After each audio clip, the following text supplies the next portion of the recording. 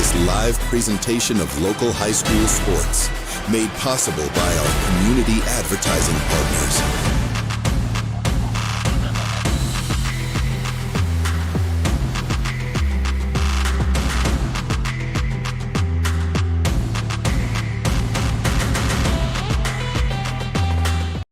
Good evening, ladies and gentlemen. We welcome you here to WNKX Live. We are live here in Centerville, Tennessee, inside J.E. Cisco Memorial Gymnasium, where your Hickman County Bulldogs will play host to the Marshall County Tigers.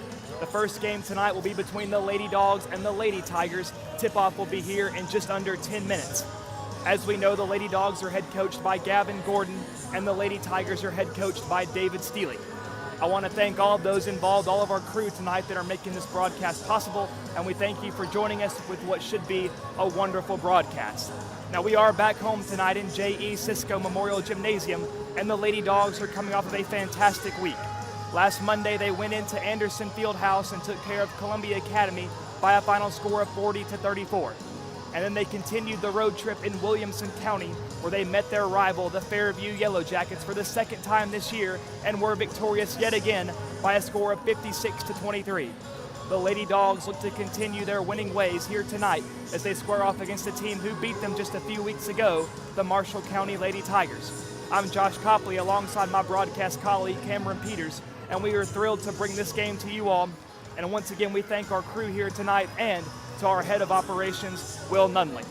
Now, the last time, Cam, these two teams met, it felt like it was always just out of reach, right? The Lady Dogs didn't quite play a full four-quarter game, and that was what brought us to the 40-32 final. So close, yet so far. And the offense seemed a little bit out of sync, and the defense just wasn't there when they needed big stops. And the only two notable players from the game were Ava Floyd with 14 points and Zoe Chilton with 10. Now, we did see some of them step up. We saw Delaney King and Zoe start to show positive signs underneath, using their physicality, using their size. And I think they really started doing that more after this Marshall County game, and we've seen that their last few games as well. But this, Cam, is not the same Lady Dogs team that we saw on November 21st. There's a different swagger about them. They've picked up some big road wins and home wins since then, and the last time they played, it was in Marshall County. And that's a big point to make note of, because whenever you're playing on the road, it's so difficult, right? You have to contend with the student section, the home crowd, a floor you're not really accustomed to. But tonight, the Lady Tigers will have to contend with this raucous crowd. They'll have to deal with the packed student section, and they'll have to deal with this hometown crowd here in J.E. Cisco. And a player to watch tonight will certainly be Haley Gordon. Now, she had 0 points against Marshall County last time, but she's starting to find her confidence, right? She had 11 points against Fairview, so I'm excited to see how this team comes to play tonight. So, Cam, what do you have to say to this team? What do you think we should be preparing ourselves for? What do they need to do to beat Marshall County tonight? Well, Josh, you got to remember last time that these teams played, it was at Marshall County, and it was the first away game of the season. They haven't found their footing, and a big thing that was missing that game was rebounding, Josh. That is what the game came down to, was rebounding, and the Lady Dogs did not do that. As you mentioned, though, the ladies that need to step up when they're rebounding have done that lately. Zoe Chilton and Delaney King have been absolutely monsters on the boards as of late. So this is an opportunity to continue that tonight, and it's a must. If they don't continue to box out, if they don't continue to do those little things right, not only those two, but the whole team, right? A whole team, they didn't have energy. They didn't have a lot of, they didn't do a lot of little things right. They didn't do the hustle things right last time. And I think that above anything is the key to tonight, is saying we lost to this team last time, and we totally could have won. Josh, we watched that game. We saw what Marshall County did. Marshall County, the first half, was hot from deep.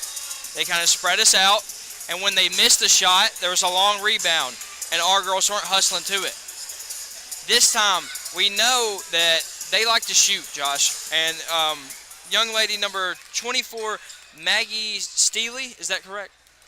She was on fire in the first half last game. We have to be aware of that. Now, the young lady, Miss Ridley, she is one to watch as well. She had quite a few points last game. If they can contain those two, I think it's a W. And I would like to think, as well as I'm sure Coach Gordon thinks this as well, the last time these two teams faced, it was an outlier. But only time will tell how these Lady Dogs will handle the Marshall County Lady Tigers here tonight. We'll be right back here on WNKX tip-off here in just a few moments. Pizza Hut, you owe Chicago an apology. Tavern style pizza is our thing. Why couldn't you be happy with deep dish like all the tourists?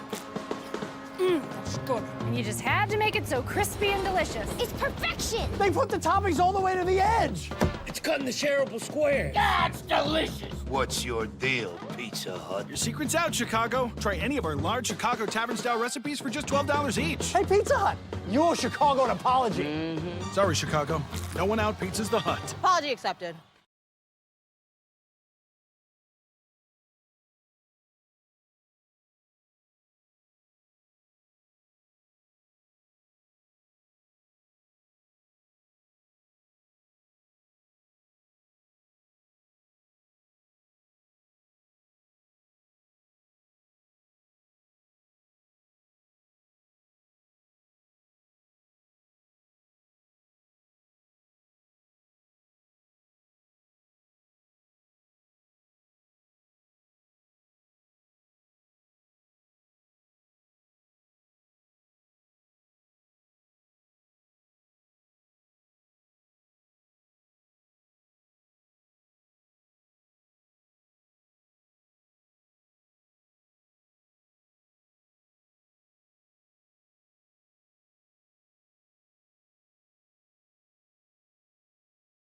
Smart appliances, heating and cooling, solar, electric vehicles, mobile apps. Energy impacts your life in many ways. It's our job to power the technology that brings comfort and value to your busy life. Your life, your way. So you're in the driver's seat. Let us help. Contact the Energy Pros at Meriwether Lewis Electric.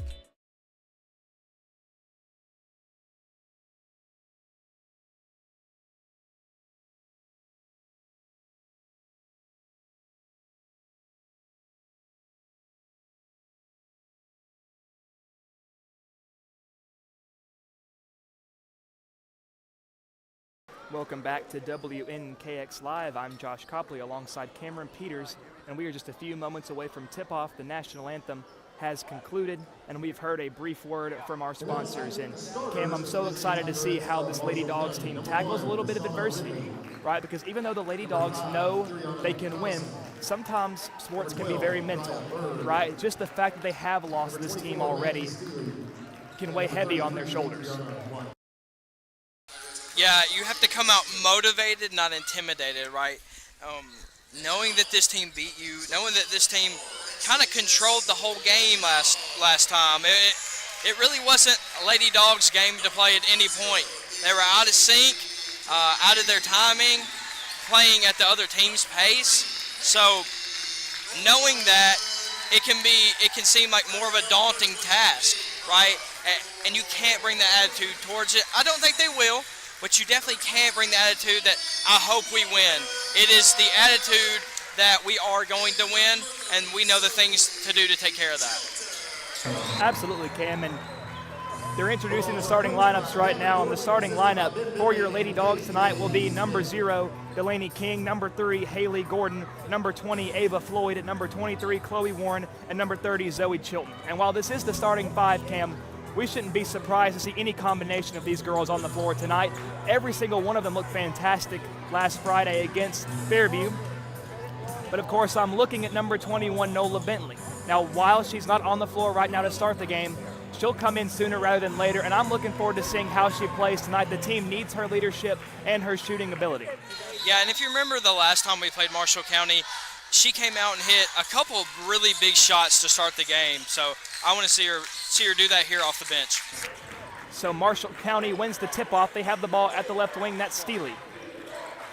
Passes it back up top to Thomason. Thomason dishes over to Ridley. Ridley gives over to Bird. A lot of ball movement here early by Marshall County. They pass into the paint, dribble back out to the right corner. Well covered by Chloe Warren. A pass back up top to Steely. Now swings over to the left wing, now back up top. Now tonight these Lady Dogs came out in a man-to-man defense. It's looking great. There's a lot of rotation on the backside, which helps obviously, and all the pick and rolls that Marshall County is running, they're able to stop it because they're kind of switching and stunning the dribbler and then switching back. So great job so far by the Lady Dogs. Hope this continues. And it seems to be a little bit of frustration there by Marshall County. Some great defense now open. Left corner three from Steely, and it's good. Now, Cam, that's just what happens when a good shooter has an open look. I mean, for the Bulldogs, you can't hang your head too much. I mean, you forced a lot of passes, but sometimes that'll happen. Yeah, and you got to know that from last game. I know that they're getting up on screens and they're being aggressive on the weak side, but there I'd rather see someone sag off as Chilton from three. Off the back rim there. Oh, and it looks like some infighting there. Warren and King both go for the rebound. It tips off their hands and goes out of bounds. Marshall County will take over possession. But like I was saying, Josh, you know, hanging back on defense on any other player, great idea. Their main goal is to get to the rim. On that young lady, we know she's got a strap. You got to get up on her. So White now at the right wing. Passes up top to Thomason. Oh, the ball gets away, and Gordon tries to keep it in bounds. But she cannot, and it goes out on Hickman County. But a nice play there, nice hustle by Gordon to try to keep the ball in. Of course, they're trying to keep Marshall County on their toes early. Yeah, and Josh, I think that's going to be a big priority tonight is as the ball goes into the post, turnaround jumper. And a great defense there by King. But yeah, a main priority for tonight for the Lady Dogs on defense, Marshall County has great ball handlers. Make them move without the ball in their hand, force them to pass, get some rotation going. The last game we saw, they kind of played a decent amount of one-on-one, more than you typically see. So I would love to see them force them to play more of a one-on-one game instead of relying on those, screens to get shooters open. Now Chilton, ball in the right corner, dribbles into the paint at the right elbow, dishes out to Warren. Warren, the corner, Floyd from three. It's good. Ava Floyd, the first bucket of the night for the Lady Dogs, and we are tied at 3 with about 5:30 to go. You gotta love the aggressiveness there by Ava, stepping up, knowing, hey, we need to get a bucket to get started. Great take, great follow through, great finish. So now Steely with the ball at the left wing, guarded by Gordon. Gives out, now to the right wing, it's White. White, open look for Ridley from 3, and that one falls. It has been a 3-point contest so far. All 3 made shots tonight have all been 3-pointers. 6-3 your score in favor of Marshall County. Just under 5 minutes to go in the first quarter. Gordon with the ball at the right wing, gives to Chilton up top. Chilton now hands off to Warren. Warren looking to reset. Pass over to the right wing to Chilton. Chilton tries to find help. Oh, tries to look for King, knocked away. Oh, and a nice pass in the paint to King. King puts it up, no good. A bit of an errant pass there, or a bit of an errant shot attempt, I should say, by King. But they'll say it goes out on Marshall County. Hickman stays in possession.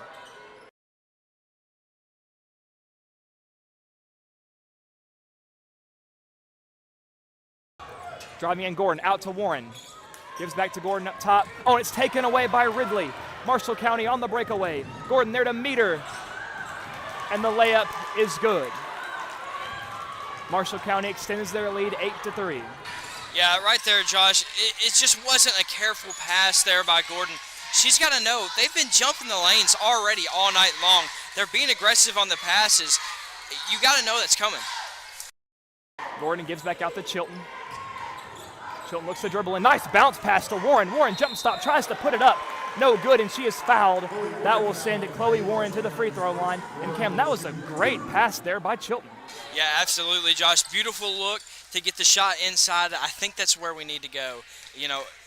Getting shots from beyond is great, but how are we going to get there? How are we going to get the shots from beyond? You drive inside. You get shots inside. You draw the defense in.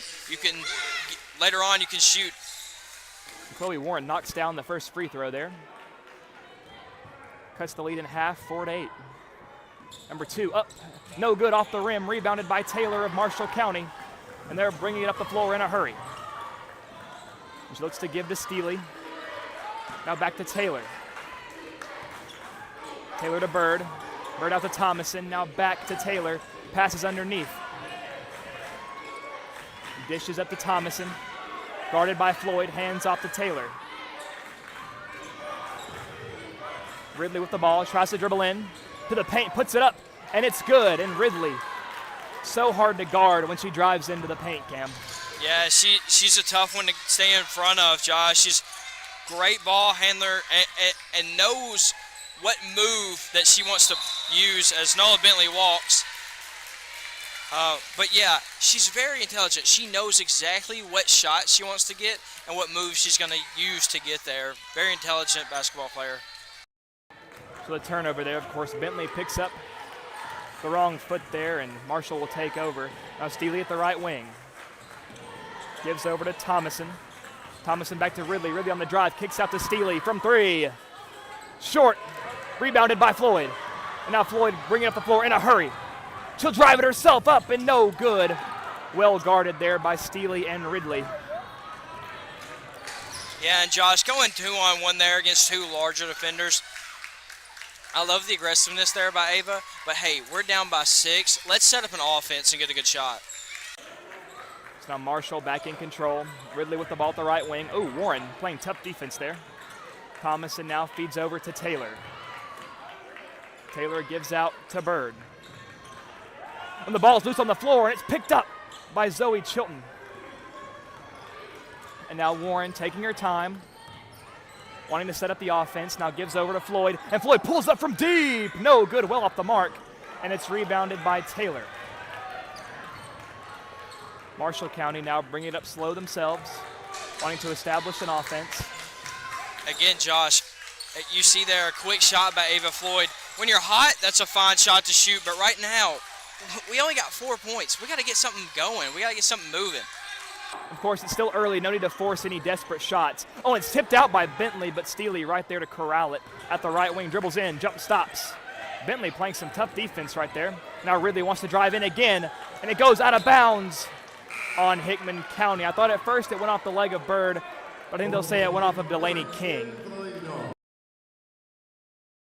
Josh, that young lady, Ridley, she has got a bag of moves, Josh. I'm very impressed. Right there, she hit him with a little crossover, get between two defenders. Great move there by that young lady. So Taylor now sets up, gives over to Ridley at the right wing. Bird sets a screen. White, who's back into the game.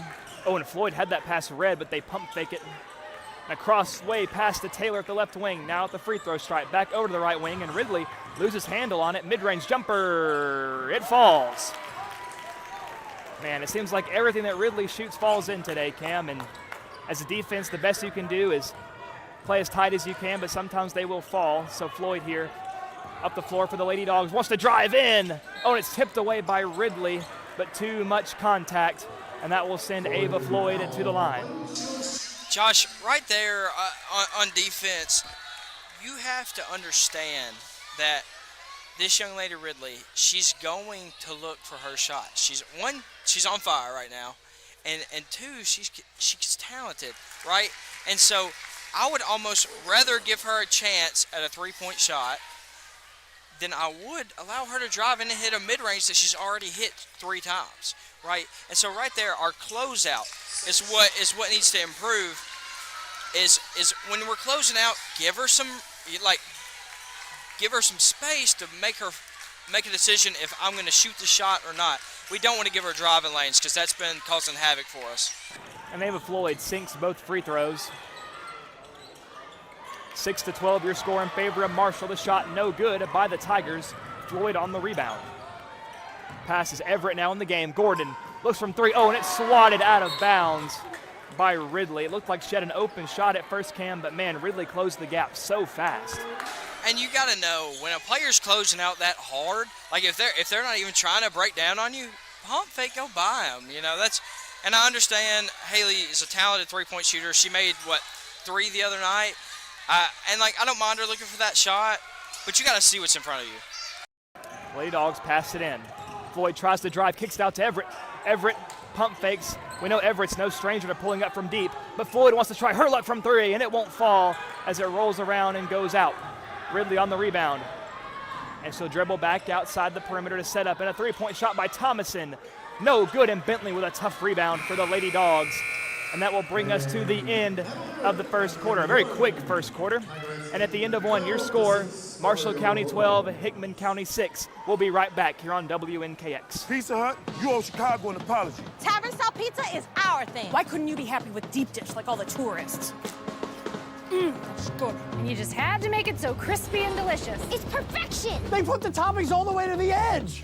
It's cut in the shareable square. That's delicious. What's your deal, Pizza Hut? Your secret's out, Chicago. Try any of our large Chicago tavern-style recipes for just $12 each. Hey, Pizza Hut, you owe Chicago an apology.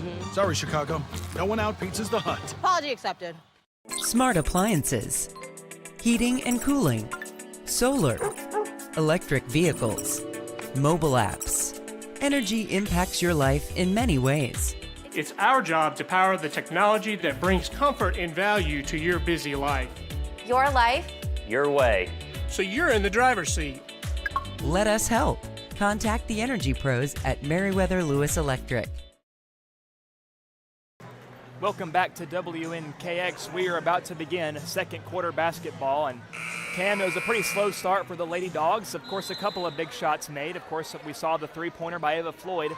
But other than that, it just hasn't been a lot going for Hickman, but they do start off with possession at the second quarter, looking to cut in to the 6-point deficit they face. Josh, we have to transition better this quarter. Getting back on defense, getting back on offense has been slow. They're playing all at a different pace, and it's throwing us off. And Floyd drives in, gets the bucket, and they'll say it was on the floor. Great take there by Miss Floyd, per usual. Way to get in and get that tough shot, but. And knocked out of bounds by Ridley. Chilton was looking for Floyd at the right corner. So Chilton looks to inbound it yet again. This time on the sideline, and finds Bentley. Oh, and that's knocked out of bounds by Bird, and it will stay with Hickman. And it seems like, Cam, that Hickman County is just giving up a lot in the speed department. Oh, no, they say it's out on Hickman County. Okay, that's my mistake. But yeah, Cam, this team is just such a fast team, and we're having a hard time keeping up, it seems like. We're not getting a lot of separation. I don't even think it's necessarily keeping up. I think it is like we play a half-court game. We try to set up on each end of the court as there's a three in the corner. Wild shot. I think it was blocked there by Bentley. But that, anyway, we play two half-court games. We want to get into defense, and we want to get into offense.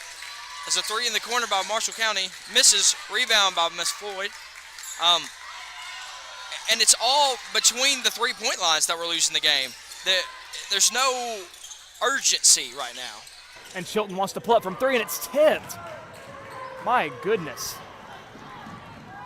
So picked up off the ground by Ridley. Ridley takes it up the floor, tries to find underneath, and the pass sails over the head of Bird. Hickman County will take over. So just under 7 minutes to go in the first half. Your score is still Marshall 12, Hickman 6. But Hickman looking to put a dent in that lead here as Floyd brings it up the floor, crosses the midcourt logo. She wants to drive in, kicks out to Chilton. Chilton swings over to Gordon. Gordon dribbles in, passes out to Bentley. And Josh, as messy as these Lady Dogs have played, they're still in this. It's only a 6-point deficit. And that was a great call there by the official, signaling the direction of Hickman. I mean, it looked like that was a bang-bang play down there at the baseline. Makes me glad I'm not a referee, Cam. So Chilton looking to throw it in. And she'll find Gordon. Gordon dribbles in, passes out to Warren. Warren wants to drive again along the baseline into the paint. Dishes back out to Haley. Haley drives, nothing there. So she dishes over to Zoe. Zoe now gives to Bentley. Bentley pulls up, and she nails the three. And Josh, there you saw something that we haven't seen all game. That is them take their time to look for a shot, right? I feel like all game they've just been trying to find a point, find a point, find a point. It's not finding a bucket, it's finding a way to score. And Gordon steals it. Wide open breakaway. The layup is up and in. Some phenomenal defense there by the Lady Dogs. And now all of a sudden, here come the Lady Dogs storming back. 11-12 your score. They trail only by 1. So now the momentum now starting to change. Ridley up top, guarded by Warren. She wants to drive, loses handle, but regains it. And gives over to Steely. Gives over to Bird. Bird over to White. White to Ridley. Ridley pulls up the three-pointer. No good. Rebounded by the Lady Dogs. And now a great job by Haley Gordon there to slow up, give it to Ava, and let them play their own pace now. Zoe back to Ava. Ava drives in. Jump stop, puts it up, blocked. No good. Ridley there has been just so dominant in the paint. No easy shots inside the perimeter for the Lady Dogs so far in this game. Yeah, and if you're Ava, you have to recognize I am significantly shorter. Let me drive in to start offense, not to necessarily find a bucket. And Steely, no good. Oh, and a nice job by the Lady Dogs to force a jumper there. But Cam, with 3 Lady Dogs in the paint, only 1 Tiger, you would think that'd be an easy win there for a board for the Lady Dogs, but this Marshall County team is relentless. They are so physical in the paint. They're just showing more effort right now, or showing a more consistent effort, I should say, as Haley Gordon knocks it out of bounds. Man, Gordon hitting the floor hard there, giving life and limb to try to get the steal. She'll knock it out of bounds. And Cam, I think what this Marshall County team brings is such a diverse offensive attack, right? You want to guard the paint because they have so many weapons that can drive it on you and get easy buckets. But if you commit to guarding underneath, you leave players like Steely wide open, who seems to be almost automatic from 3, although she has been a little cold so far today. Now Ridley wants to pull up from 3, well off the mark, no good, and Floyd a tough rebound. Being one of the shorter players on the court, going up there and getting that tough board there, so impressive. Oh, and the pass, no good. A little bit of miscommunication there by the Lady Dogs. Jump stop, pull up from 3, off the mark.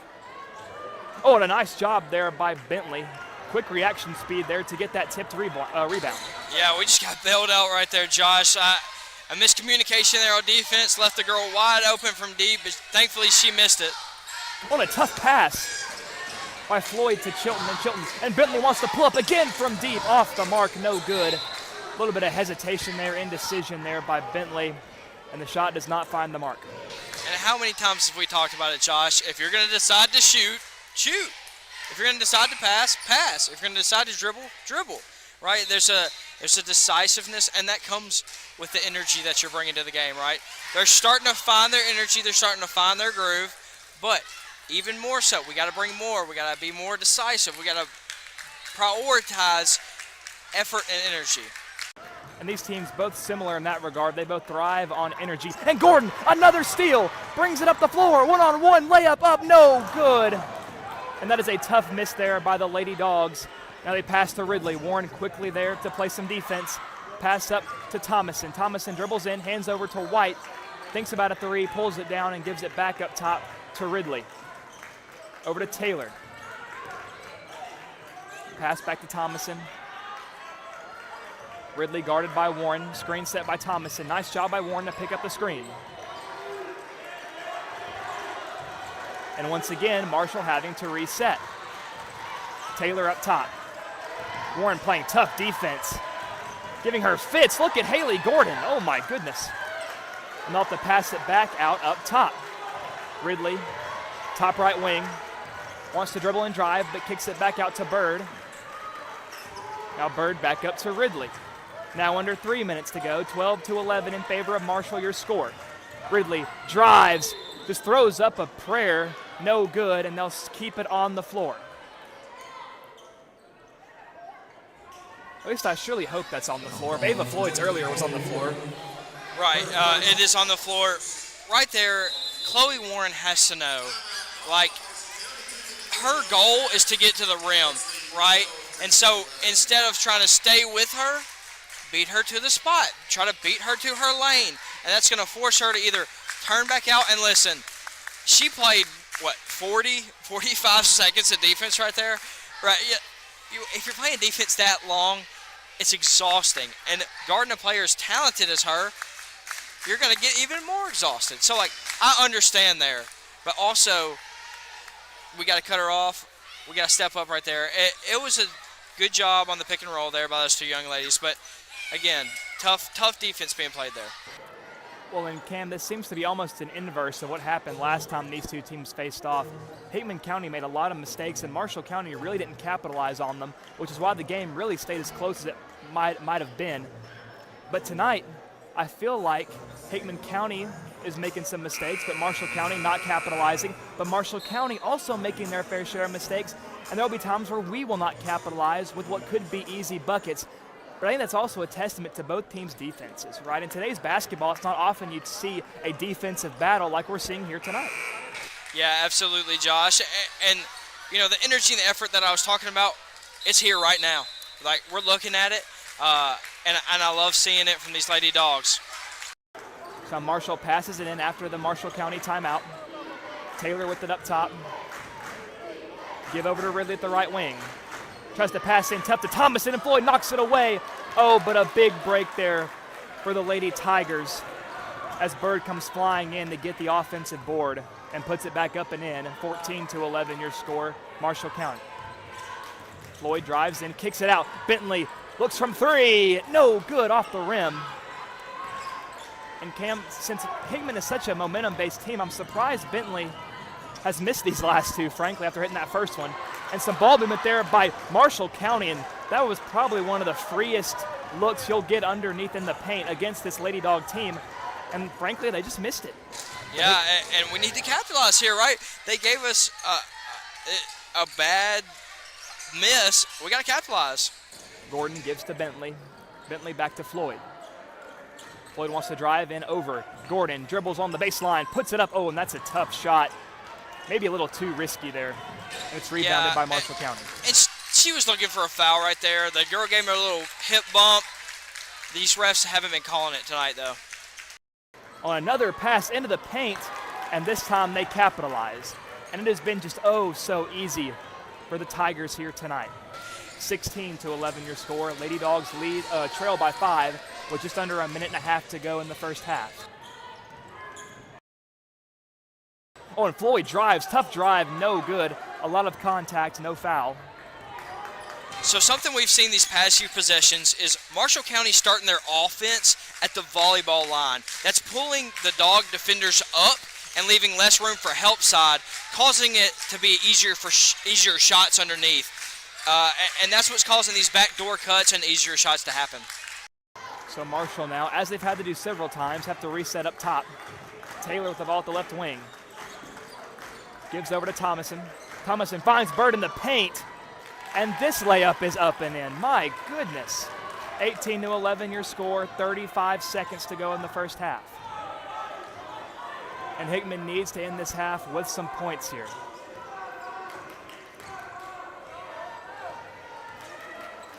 Warren sets a screen. Floyd cross the way pass. Gordon pulls up from the right corner. No good, off the rim. Man, it looked good from here, and that was one that Hickman County really needed. And now Marshall County with a chance to take the last shot of the half. Under 10 seconds to go. Ridley wants to drive, kicks it back out to Thomason. Thomason spin move back out to Ridley. The Dogs need to play tight defense here, and she won't be able to drive to the basket. Now, Cam, while Hickman County doesn't finish the first half with points, I think that was a great defensive stand there to keep this lead from widening even further.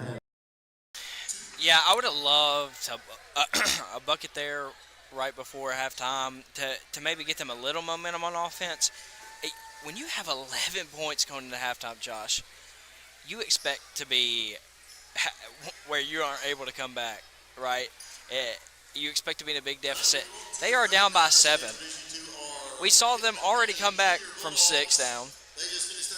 I don't see why we can't find, and I think Coach Gordon is going in that locker room telling them, listen, the defensive end, you have done a solid job. Continue to do that. On the offensive end, though, we got to get something started, right? And whether that is, playing, if it was me, I am prioritizing passing the ball. And what did they do well last game? Get the ball below the free throw line area. It collapses the defense and allows you to spread your offense and get open shots. That's what I want to see. I want to see them get the ball below the free throw line, whether that be driving to the basket, whether that be throwing the ball to the corner, and get that ball moving back out for an open shot. So points certainly hard to come by. Haley Gordon only with 2, Ava Floyd with 5, Nola Bentley with 3, and Chloe Warren with 1. But still a whole half of basketball waiting to be played. We'll be right back here on WNKX. Don't go anywhere.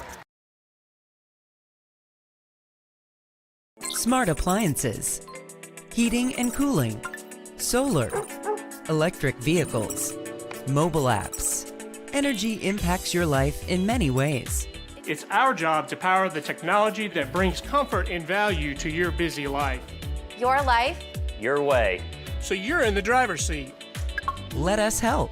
Contact the energy pros at Meriwether Lewis Electric. Pizza Hut, you owe Chicago an apology. Tavern style pizza is our thing. Why couldn't you be happy with deep dish like all the tourists? That's good. And you just had to make it so crispy and delicious. It's perfection. They put the toppings all the way to the edge.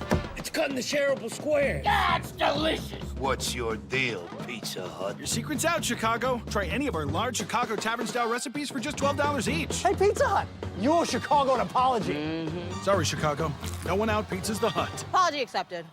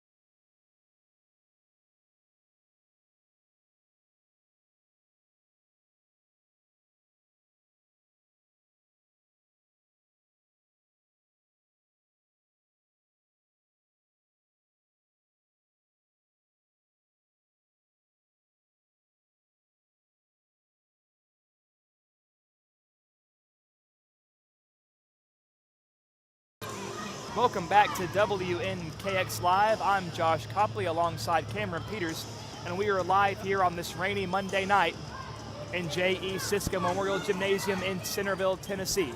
And a very special thank you to the crew that's working hard tonight, and a very special thank you to Matthew Dotson, who not only supplies our cast and crew, but he also supplies drinks for us.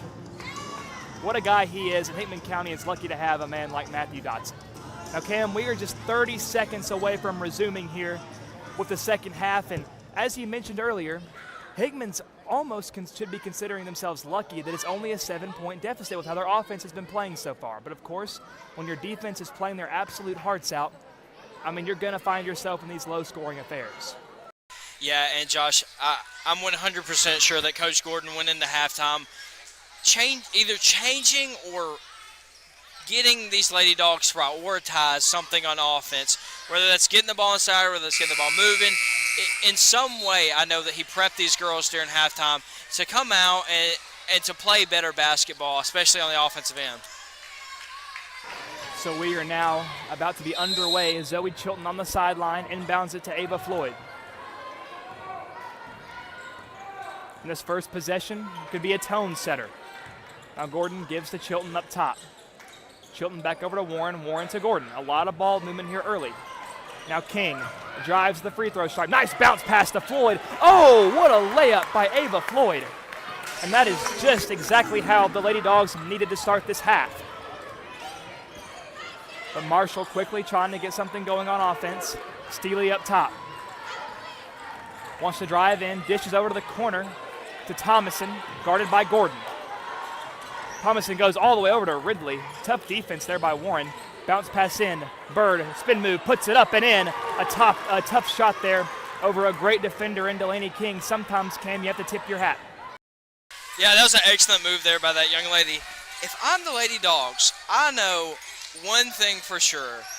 Marshall County's offense does not run without Miss Ridley or Miss Steely, right? And so if I'm them, I'm keying in on them on offense, forcing them to make the plays. As Chilton from deep, bang! Oh, what a shot by Zoe Chilton. Welcome to the game, number 30, her first bucket of the game. Now the Lady Dogs trail by 4, 20-16. Ridley drives, kicks that back out, wide open three, look, no good. Oh, a nice tip there by Gordon. Now it will stay the way of Marshall County, but Cam, that's already a step in the right direction. If we're watching the first half, Lady Dogs, they don't even contest that rebound, and Thomason gets a free putback. Yeah, great job there by Haley Gordon.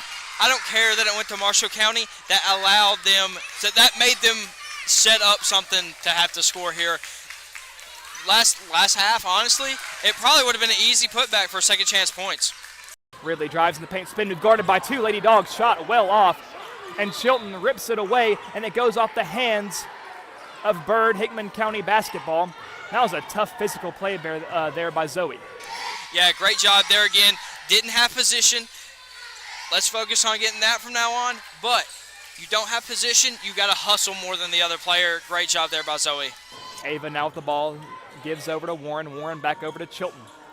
Chilton over to Gordon. Gordon wants to drive in. Ridley on her, picks it up and now looks for help.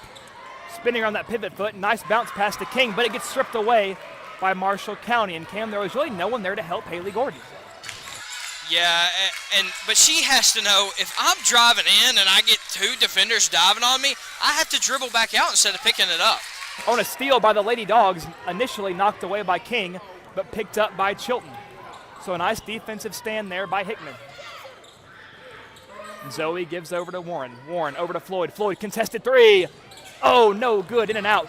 Oh, and Floyd tries to hustle to get the rebound, but no dice as Ridley picks it up and will take it up the floor. Pass to Steely. Steely over to Thomason. Thomason back to Steely. Wide open look for one of the best three-point shooters on the team, and it's no good. Oh, and King gets her arms up, and she's fouled. And it looks like, Cam, almost like she jumped into Delaney, and I think that's just a smart play to draw the foul. But, man, really, it shouldn't come down to that. You had numbers underneath, and with King there, you have the size. It's just really a frustrating play there on defense. It's just putting a body on somebody, right? It's prioritizing. It's prioritizing early getting position. And when rebounding, there's nothing you need to do more than prep as the shot's going up, right? And so we get ready early for that box out and get it. So free throw number 1 goes in. Number 2 also falls in for Thomason. Marshall widens the lead, 22-16. 5:13 to go in the third quarter of play. Warren over to Bentley. Bentley to Gordon. Gordon driving around, gives to Bentley. Back to Gordon. Now over to Chloe Warren. Gives back to Nola Kate. Nola Kate, high post to King. King back to Warren. Warren drives into the paint, kicks it. Oh, tries to find Gordon, but it's tipped out of bounds by Ridley. Hickman County maintains possession. Looks like Gordon will have inbound duties for Hickman County. Gives it in to Warren. Warren wants to drive, nothing there. Kicks out to Floyd. Floyd drives it in, jump, stop, step, and shoot. Oh, and it falls in. A fortunate fall there for Hickman County. Yeah, super tough finish there by that young lady, and she got it through the contact. Possibly a foul should have been called there, but irregardless, bucket went in. Great finish. Now Marshall driving into the paint, jumps, gives over to Steely. Steely into Bird, guarded by King. Spin, puts it up, no good. And that seemed like a blind attempt there by Marshall. So Floyd wants to drive into the paint. Again, a tough mid-range shot. This one will not fall, and that one seemed like a little too risky there. Tried to force the envelope there, really for. And that's a good move if you can get the defender on the first step. But right there, if you make that move and she sticks with you, you got to kick that ball. When a Marshall County offender falls on the floor, a layup attempt there by Ridley, no good. Hickman County rebounds. Warren now brings it up the floor, all the way over to Floyd. Nice hands there by Ava to hold on to that ball. Ava gives over to Gordon. Gordon tries to find Warren, but it's knocked out of bounds by Ridley.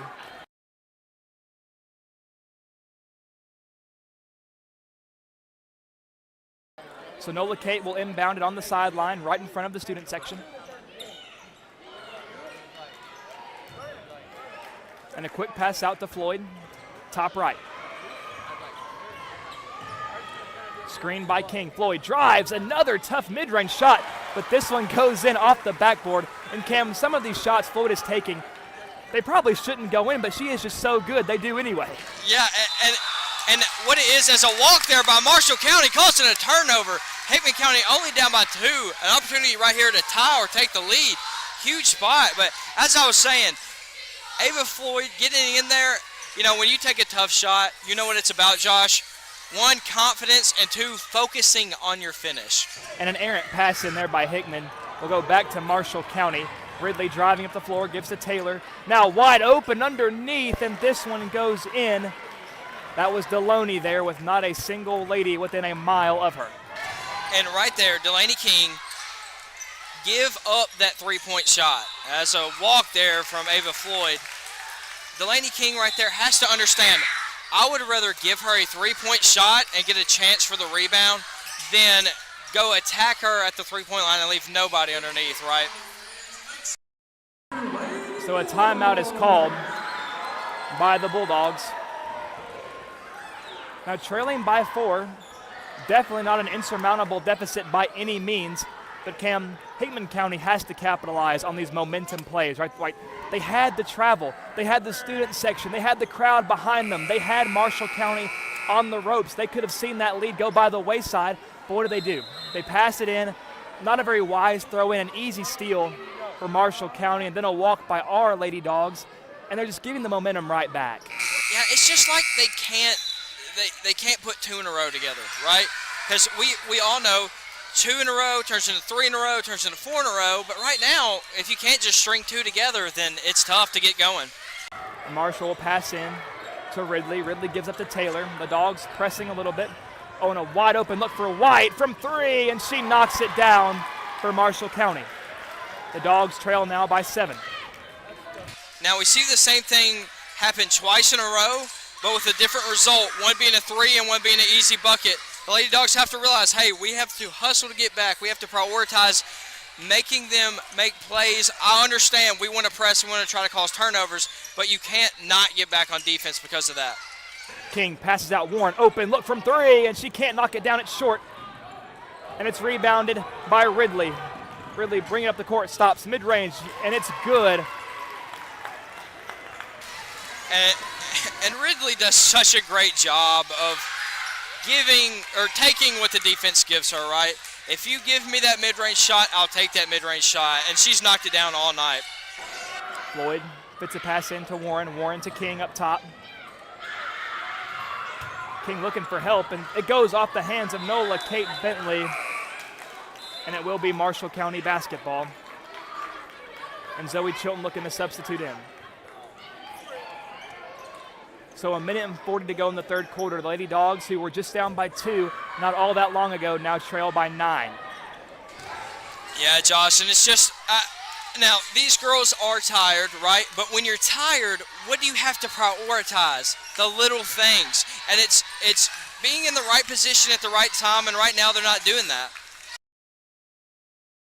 Marshall passes in, it's knocked away, but there's no Lady Dogs there to pick up the loose ball from 3, and she's fouled by Haley Gordon. The shot's no good, but that will send Marshall to the line to shoot 3.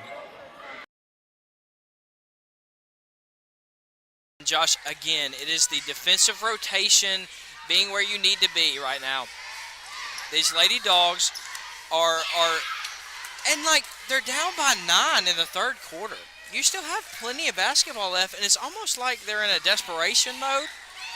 Where they're trying to find, a way to get going, and it's just they're just not finding it. You can't force these things. You just have to you just play the game you know how to play, and it'll come to you.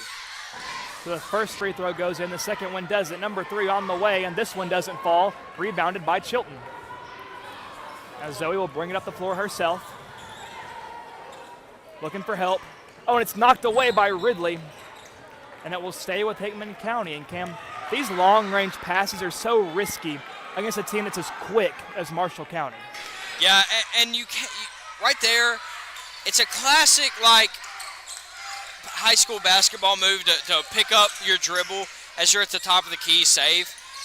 You can't lose that dribble. You have to be able to make a move to get a shorter pass. Another pass is fumbled around by the Lady Dogs.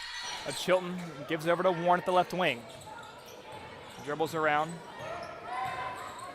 Dribbles, gives it to Gordon. Gordon looks to drive in. Oh, mid-range shot, no good. And they'll call a foul on the floor against Marshall County. Josh, right now, I want to see the Lady Dogs move the basketball with short, purposeful passes, okay? Short, purposeful passes. Right now, we're dribbling a lot, but we're not doing anything with it. We're passing long distances and putting ourselves in jeopardy, which is just going to hurt us, right? And so we have to recognize, like, hey, we need to do the little things. And Warren steps back from 3. This one falls well short. And Bentley hustles to try to keep it in bounds, but not quick enough as the referees blow the whistle and signal Marshall County basketball. And Josh, we've seen these Lady Dogs play with confidence. And when they play with confidence, they're hard to beat. But right now, they're just not playing with confidence with the ball in their hands. I want to see that change. The Bulldogs pressing here. Pass to Ridley over the head of Warren. Ridley dribbles back around to set up. Gives over to Taylor. Taylor to Bird in the paint. Kicks out to White, and it goes off of the leg of White. Hickman County ball, and Hickman trailing by 10 with 14.5 seconds to go in the third. They have a chance to end this quarter on a positive note to get some momentum going into the last quarter. Josh, that was a wonderful defensive possession there. Being in the right spot at the right time. Great job there by Chilton, kind of defending in between 2 at one time. And Bentley from 3, can't knock it down. Man, and that hurts there for the Lady Dogs. They needed some points there to cut this lead down from double digits to single digits. But nevertheless, 8 minutes to go to decide this game. Plenty of time for Hickman to get right back in this game. Don't go anywhere. We'll be back on WNKX. Pizza Hut, you owe Chicago an apology. Tavern-style pizza is our thing. Why couldn't you be happy with deep dish like all the tourists? That's good. And you just had to make it so crispy and delicious. It's perfection. They put the toppings all the way to the edge. It's cutting the shareable square? That's delicious. What's your deal, Pizza Hut? Your secret's out, Chicago. Try any of our large Chicago Tavern-style recipes for just $12 each. Hey, Pizza Hut, your Chicago an Smart apology. appliances, heating and cooling, solar, electric vehicles, mobile apps. Energy impacts your life in many ways. It's our job to power the technology that brings comfort and value to your busy life. Your life. Your way. So you're in the driver's seat. Let us help. Contact the energy pros at Meriwether Lewis Electric. And welcome back to WNKX. We are live here in J.E. Cisco Memorial Gymnasium. Cam, one last quarter to decide a victor. Hickman only trails by 10, not insurmountable, but what do they have to do if they want to trim this lead down? Stop trying to find a way to get a bucket and play the offense they know how to play. You have to trust yourself in a situation where you don't have anything going. And that's a hard thing to do, but it's totally possible. Now Steely pulls up from 3 to start the quarter. She can't knock it down, and Floyd a tough rebound.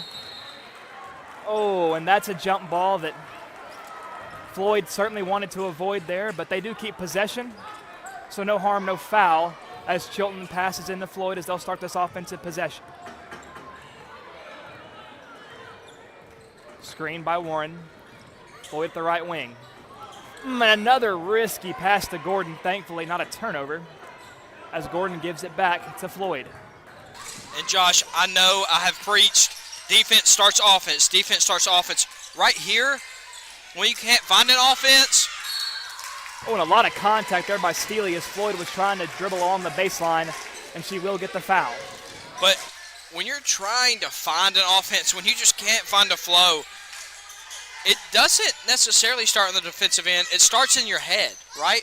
It's being confident in taking our shots. And Floyd drives the paint. And a mid-range shot won't fall, but she picks it back up. An improbable rebound there by Floyd. Ava up top. Wants to dribble and drive. Spin move. Looking for help. Finds Bentley at the right elbow. Warren, a little hesitant there. Gives to Chilton in the left corner.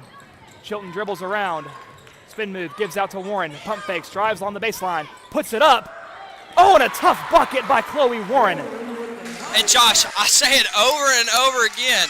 The best move that these Hickman County Bulldogs have of any player is the first step of Chloe Warren. It is so quick and almost unguardable. They pass it back out to Marshall.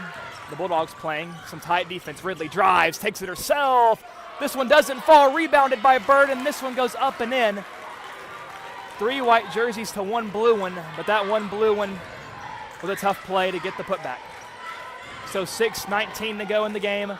The Bulldogs trail by 10, 32-22. Warren wants to drive, steps back, gives to Bentley at the left wing. Dribbles in, finds Gordon. Gordon dribbles in. Oh, and it's off the hand of Warren, and it will go the way of Marshall County. And Josh, that's frustrating to see there because last possession looked pretty decent for the Lady Dogs, and right here, it is. We need to use our dribble, not just dribble, right? Not try to dribble around to get open and play one-on-one. Like, if you're going to dribble, go to the rim. Make a move. And the whistle blows. Timeout taken by Marshall County. He sensed his players were in a bit of jeopardy there. Of course, Hickman playing a press. And a wise timeout there by Coach Steely.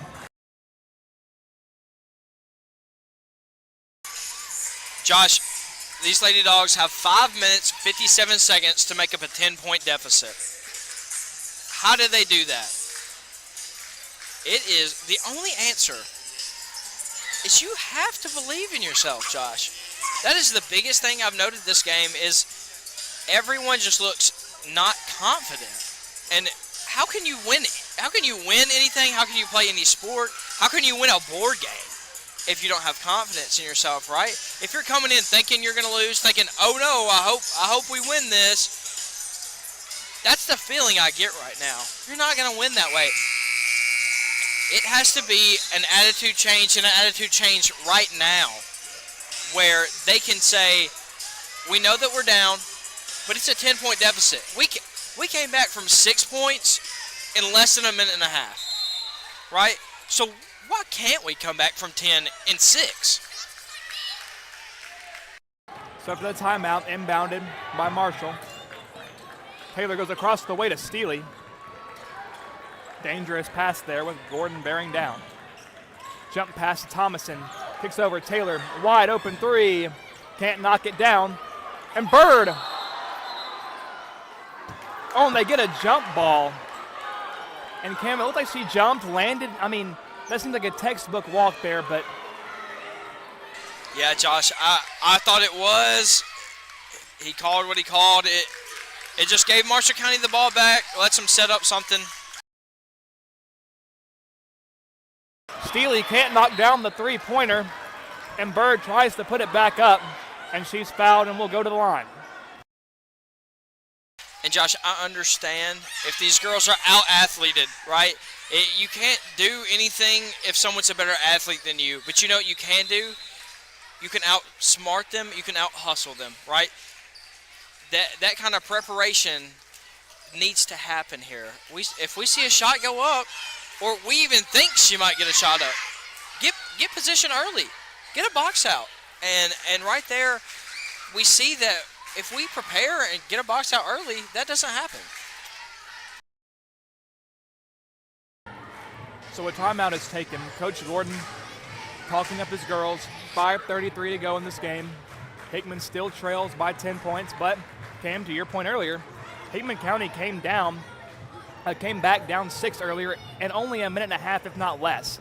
So think about what you can do with 5.5 minutes, right? So as long as they play their best ball in these 5.5 minutes, no reason why Hickman can't make a run at winning this game. Josh, this is totally possible.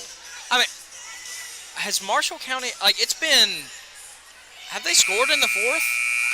If they have, they scored only one time, right? This Marshall County offense is not a powerful offense. They are not, going to blow us away with the box score, right? Their main two sources are coming from two girls. That's really their entire offense, right? And so when you have two people that are your entire offense, you have to, one, prioritize stopping them, right? But two, when they make a play, you have to be in the right spot. So free throw attempt number 1 on the way from Bird. Doesn't fall.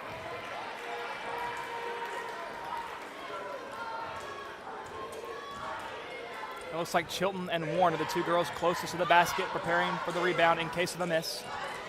Number 2 is up. This one rolls around and goes in. And Josh, all game long, even with Marshall County missing or making one there, they've left the door open all game long. We just have to go through it. Warren now driving in, looking, kicks it back out to Floyd. Ridley guarding Floyd. Oh, and Floyd loses a handle of it, but thankfully gets it back. Now Warren across the way. Oh, a nice save by Bentley to get it over to Zoe Chilton. That's a tough play there. And Zoe will be fouled by Burt.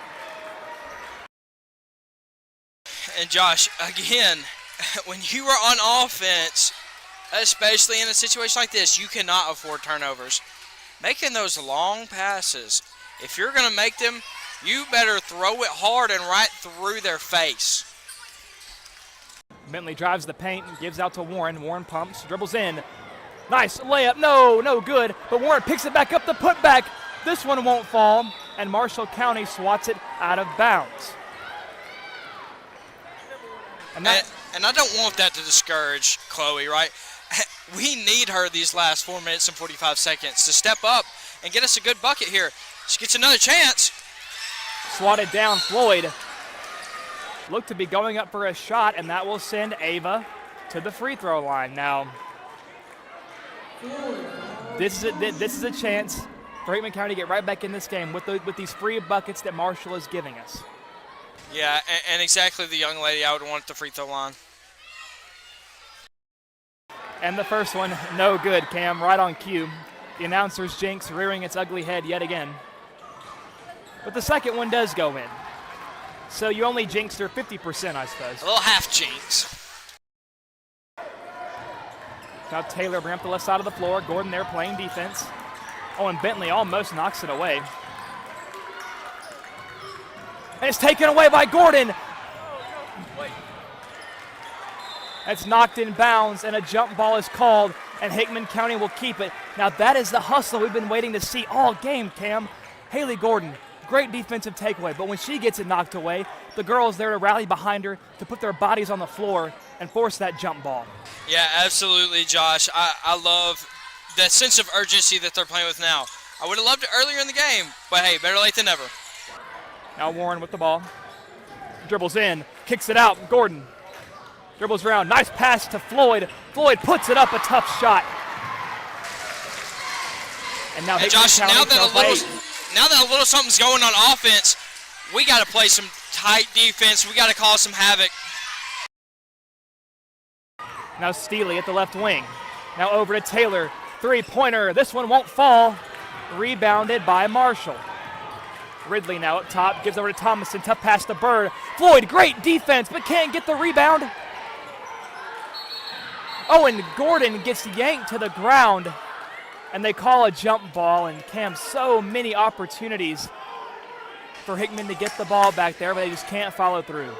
And it all starts with a box out. Josh, when it's late in the game, I'm talking about the little things. We're doing a great job jumping passing lanes, but now we got to box out. It's the only way we can get the ball if they put a shot up. Oh, and tipped by Warren there, the pass. Bird being double teamed, and Chilton just rips it away.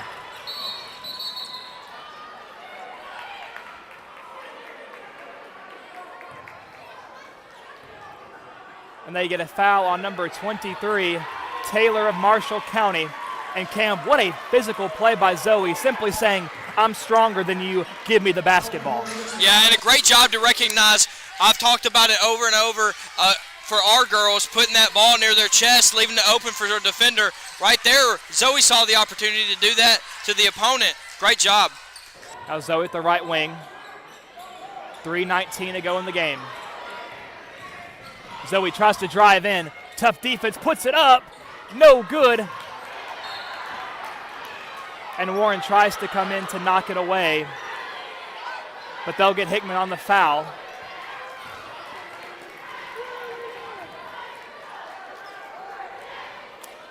So at 3:10, Hickman trailing by 8. Steely inbounds to Taylor. Hickman, of course, playing tough press defense. And Steely just wants to drive it herself, now stops, passes it back up to Taylor. Taylor wants to drive. Oh, and I thought Floyd had that pass read, but Steely able to come up with it. And Chilton knocks it away, but Floyd didn't have her head turned, came right beside her hip. So Ridley with the ball. Deep pass, Steely, wide open three, no good. Oh, and tipped and goes over the outstretched arms of Gordon. And Gordon rips it away. And I think they have a timeout for Marshall County just in the nick of time, Cam. Yeah, Josh. And again, what is it coming down to? What killed us last game? Rebounding. Coach Gordon right there, as his team's going to the bench, just screamed rebound. That's all you screamed, was just rebound. If you can't rebound, if you're not rebounding, then how can you expect to get the ball on offense?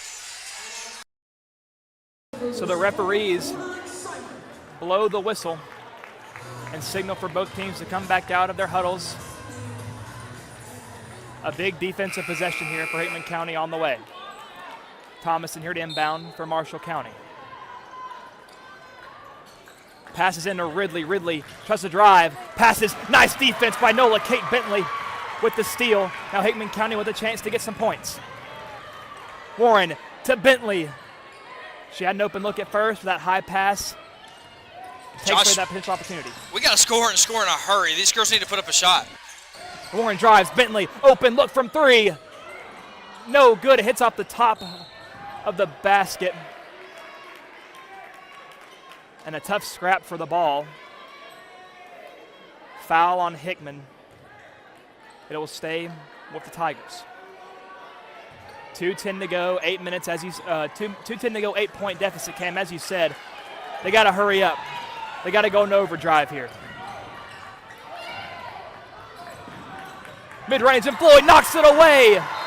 And they call a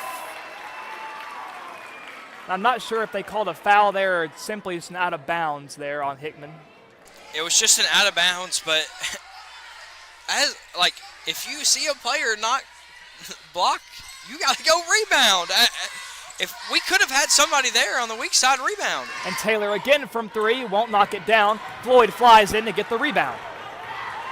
So they have to be quick but also controlled. Floyd driving, up and in. That's an and one for Hickman County. And there is a Marshall County player a little shaken up following the contact. Oh, and they're calling for help, and we hope it's nothing too serious out there. Of course, they say basketball maybe not as physical as football, but to say that there's no contact at all is a foolish thing to say. So we hope this young lady's okay.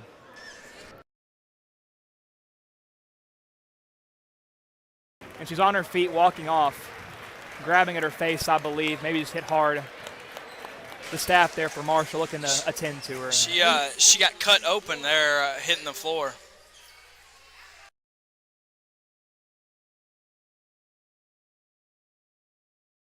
And you hate to see that, Cam. I mean, we know we're competitive.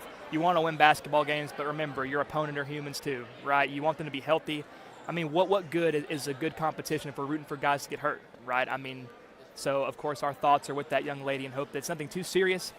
You know, if it's simply a cut, hopefully it heals fast. But now with this little injury timeout break here, I mean, Coach Gordon has a chance to talk to his girls and say, look, you're storming back. You still have a chance. I mean, you're down 6 points. That's 2 threes, Cam. So you trust your playmakers, right? The girls that have brought you here, let them take you home. You have to. You have no other choice. You got to put the ball in your capable players' hands right now.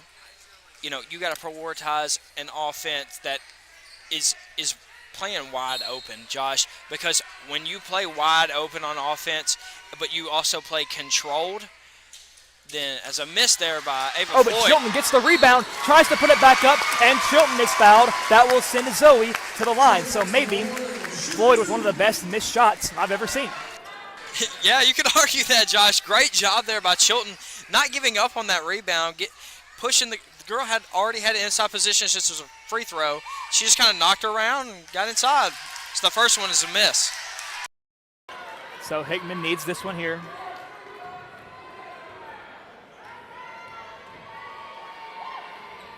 And this one does fall for Zoe.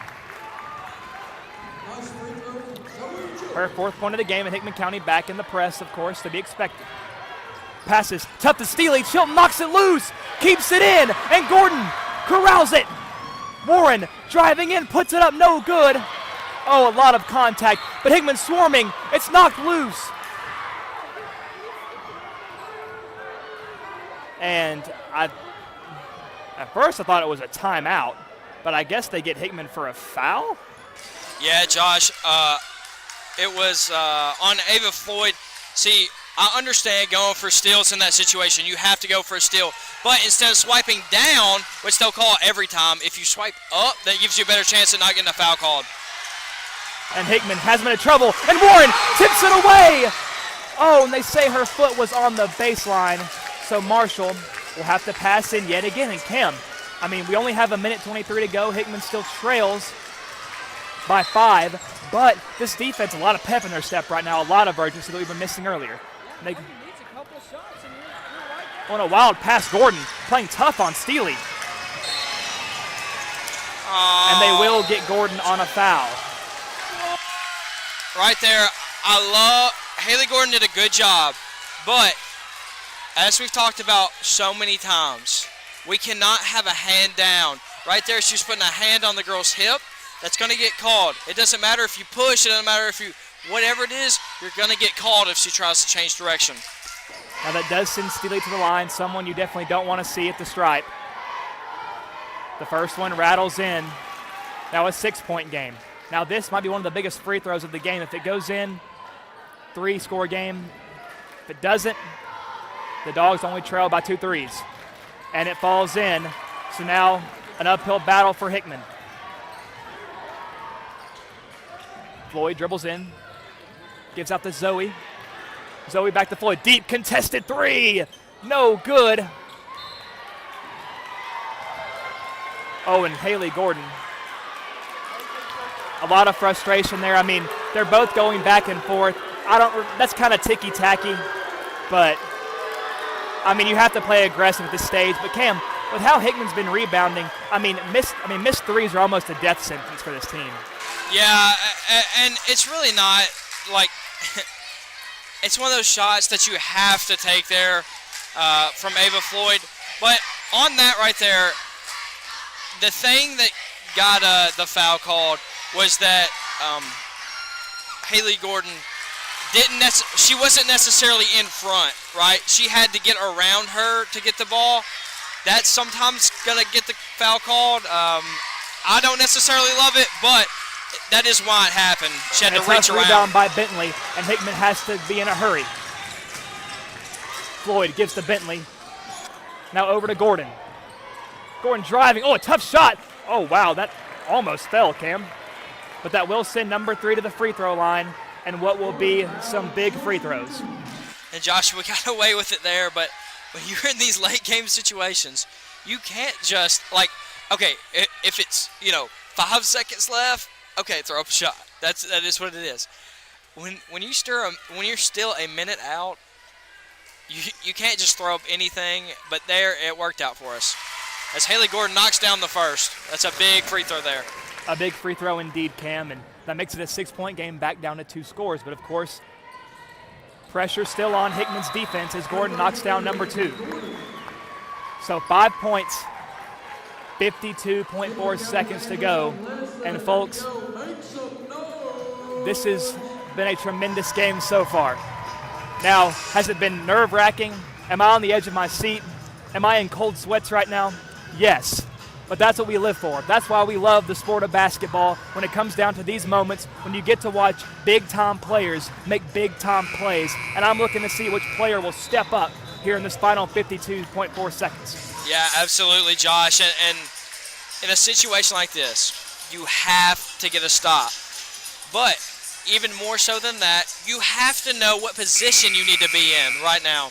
Right, it's doing the little things, knowing where you're supposed to be before the play even happens. And so that's what I want to see here by the Lady Dogs. Not just the defender on the ball being locked in, but the offside defenders as well. We'll get it back to Steely. Picks up her dribble, now finds Ridley. A deep pass there, finds White. She'll hand off to Ridley. The Bulldogs need to have some urgency on defense. Finds Thomason. Thomason dribbles in. Finds Bird underneath, and the layup is up and in. 7-point game, and now, 3-pointers are a must here. And the bucket won't go in, rebounded by Marshall. And they'll take it up the floor, 20 seconds. And you got a foul here, Josh. Pulls up from 3, no good. Rebounded by White. Dribbles back out, and, they foul with 10 seconds to go, so very, very curious there. Usually in these situations, it's almost a guarantee that you see a foul, but maybe they trusted their defense to get a steal. Josh, you got a foul, and you got a foul early. We know that. Okay, who is their 2 people that they constantly go to get a bucket? Number 24 and number 1, right? Miss Ridley and Miss Steely. They are the primary source. When the ball is not in their hands, that is who you foul. And almost every girl on the floor touched the basketball, right? Force those other girls to step up. You know they're not in the groove if she misses both. Now pass to Everett, deep 3. Knocks it down. 5 seconds. And a timeout is called. It is still 2-score game, Cam, but at least it makes it exciting. I'm wondering why Everett hadn't been pulling up earlier in the game. Yeah, young lady, freshman, stepped right into that one. I mean, looked like just prime Kyrie hitting that sidestep, back in the day. But that confidence that she had right there is something that's been missing this whole game. It's been, not necessarily indecisive, but just like they just keep trying to reach for something that's not there, right? They're just not finding the groove, and maybe, just maybe, there can be a miracle that happens here in J.E. Cisco tonight.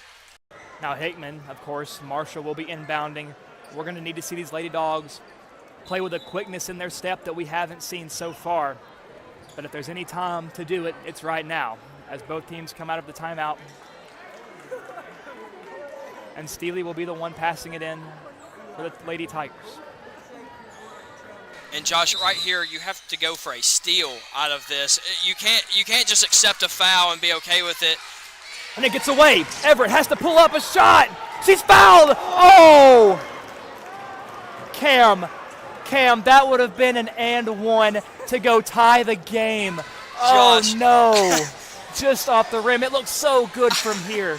I mean, if this doesn't prove to you and to me and to everyone in this stadium that Carly Everett is not going to be a special young basketball player for a long time for these Lady Dogs, I mean, stone cold right there by the young lady. She misses the first.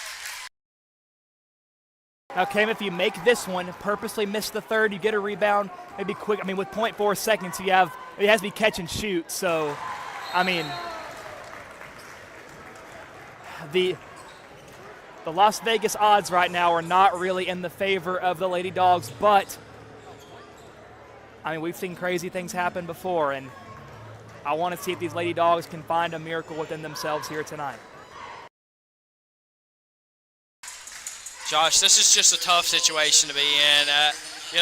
If Carly Everett comes in and knocks down all three of them, we're talking a different story. It can be a tip in from close to the rim. The best we can do right now is a tie, right? If she knocks this down, gets a tip in, it's a tie game. It's a tough scenario, right? And hopefully here she knocks it down so that Marshall County has the chance to make a mistake where we can just tip it and put it in.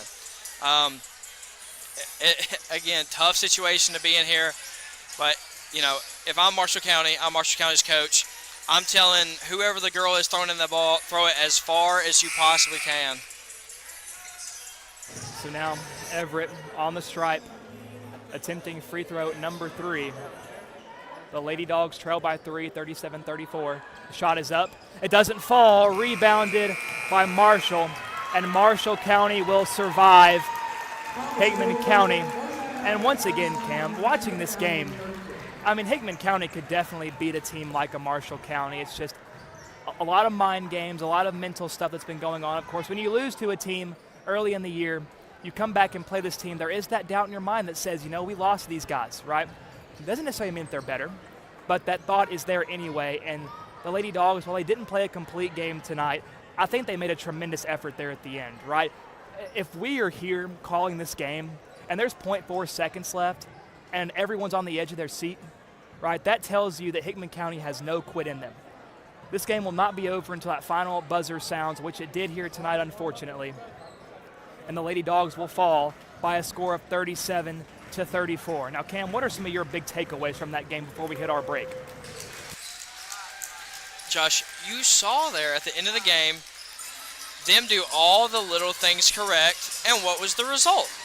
A close basketball game where they were honestly in control, right? These Lady Dogs have the ability to win and compete with anybody at any time. All they have to do is have the confidence in themselves to do so. And I think that was missing. But here's the thing. They got 2 more games this week, Josh. And I think the fact that they have 2 more games at home to redeem themselves is a great thing, because that's going to allow them to be in a comfortable place that they know to get back in their groove. And Cam, I'm glad you brought that up, because the Lady Dogs will be back in action tomorrow night at home against Waverly. And Cam, that is a game, of course, these teams have played each other for a long time. I think tomorrow's a game the Lady Dogs could definitely walk away victorious from. And I would say the exact same about Thursday's game against Perry County. I think Hickman County, if they come in and play their game, they will leave this week 2-1 on the week. Of course, you would have loved to have the win here tonight, but right now you want to learn from it, then put it in the rearview mirror, right? Because if you let these losses weigh you down, that can only lead to bad things, right? So I'm curious to see how Coach Gordon motivates his girls to come out to play tomorrow night following a tough nail-biter win. But we will get to hear from Coach Gordon during the half of the girls' game to get his thoughts. But some brief stats for you. Of course, Ava Floyd led in scoring with 16. And we see Carly Everett with 4, Haley Gordon with 4, Nola Bentley with 3, Chloe Warren with 3, and Zoe Chilton with 4. So a very balanced attack there, although those numbers aren't as elevated as Coach Gordon probably wants to. But all they can do is learn, bounce back tomorrow night, and take care of business against Waverly. Ladies and gentlemen, whether you have been watching on YouTube or Facebook, we appreciate you joining us here tonight for this WNKX presentation of Hickman County High School basketball. And fear not, there is a whole nother game left to be played, and we will be right here covering it, so don't go anywhere. We'll be right back.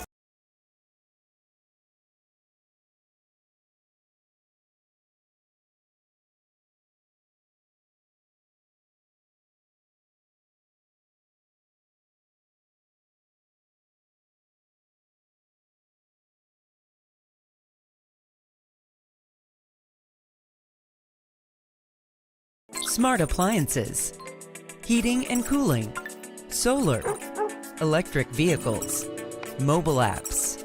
Energy impacts your life in many ways. It's our job to power the technology that brings comfort and value to your busy life. Your life, Your way. So you're in the driver's seat. Let us help. Contact the energy pros at Meriwether Lewis Electric.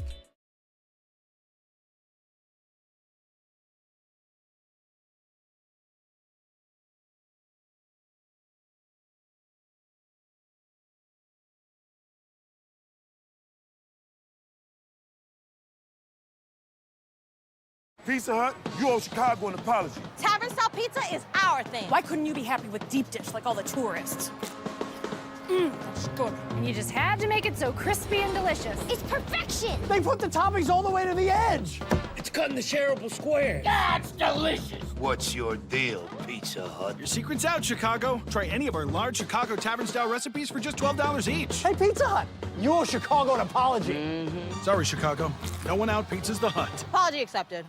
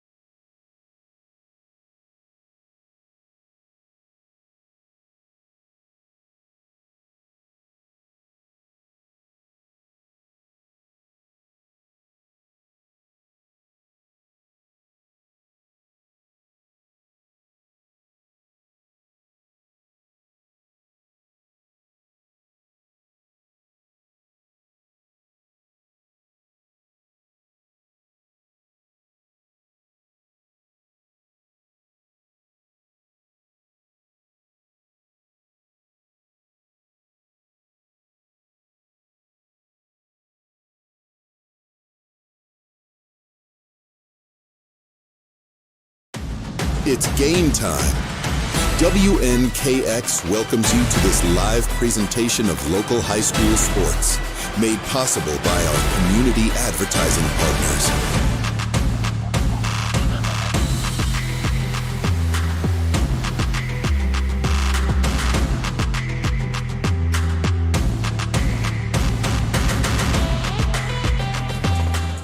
And welcome to WNKX Live, your home for Hickman County sports.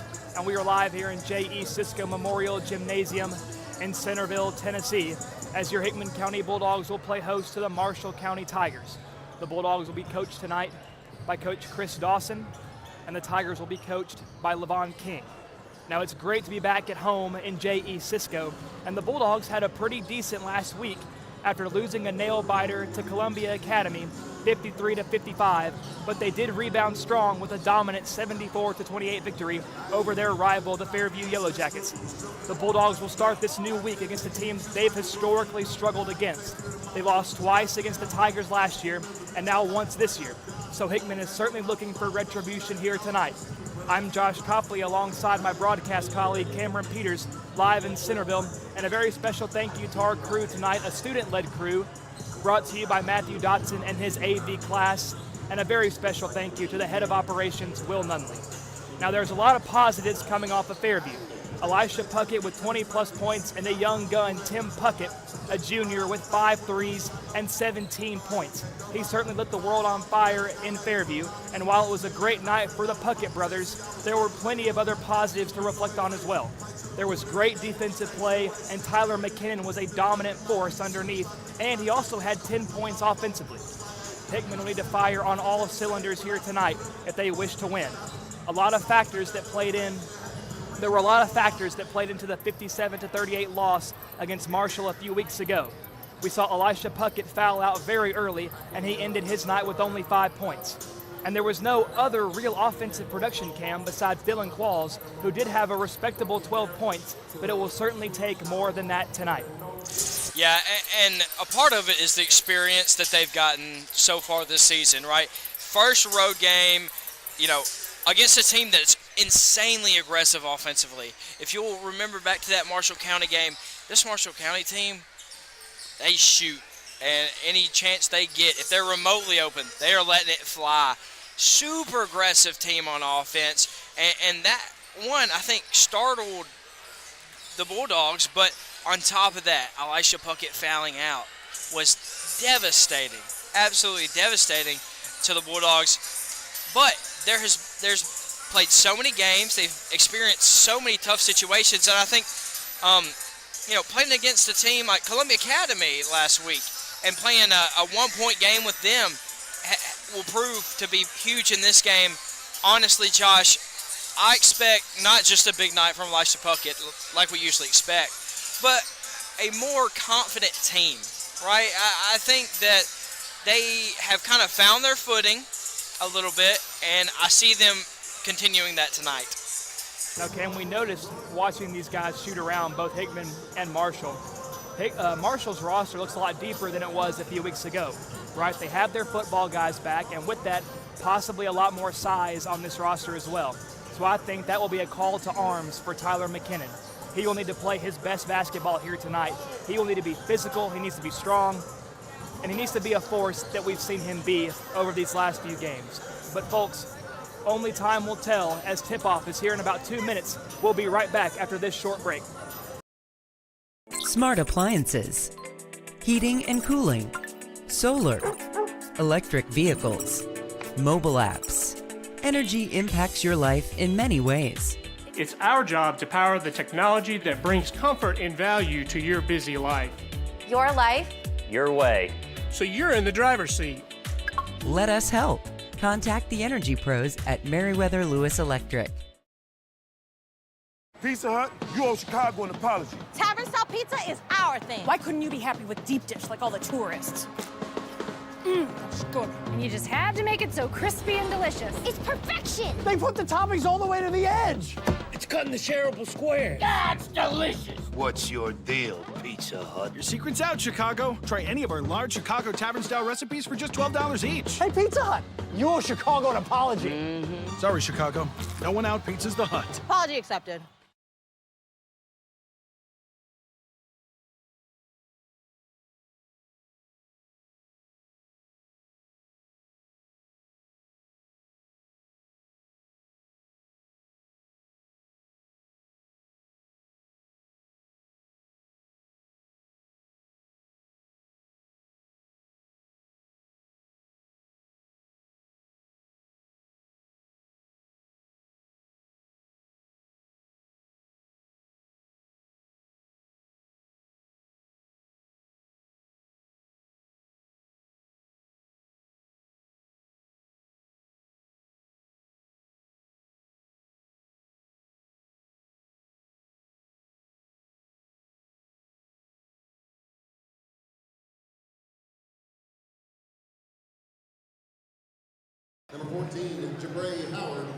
And welcome back to WNKX Live. We are here in J.E. Cisco. I'm Josh Copley, joined alongside by Cameron Peters. And now they are introducing the starting lineups for both rosters, and Hickman County is now preparing themselves to make their way to the tunnel of players and cheerleaders.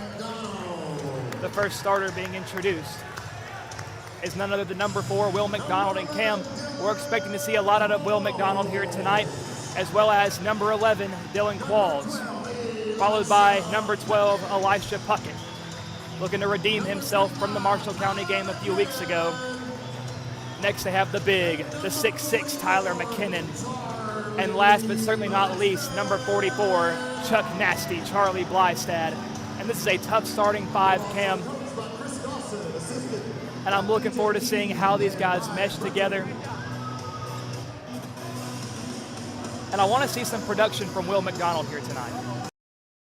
Yeah, absolutely, Josh. Will's been a little quiet the past couple of games. It's his moment. It's his time to step up. It's his time to play ball. And that goes for the entire roster. You have to come out in this game, whether you believe in yourself or not, you at least got to act like it, right? And the classic, you got to fake it till you make it. And even if you don't believe it, you got to still do it. I want to see the Dogs coming out guns a-blazing tonight.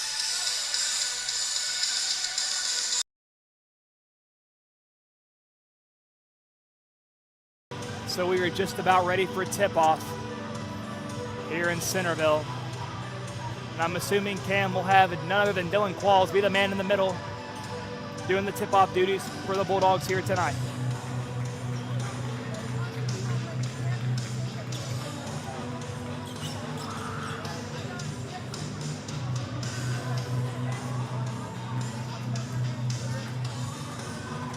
They're doing some floor cleanups here, of course, making sure everything's in mint condition before we start. I think that's a good way to prevent injuries. Absolutely, as we do here in J.E. Cisco Gym. One of the best gyms in the business.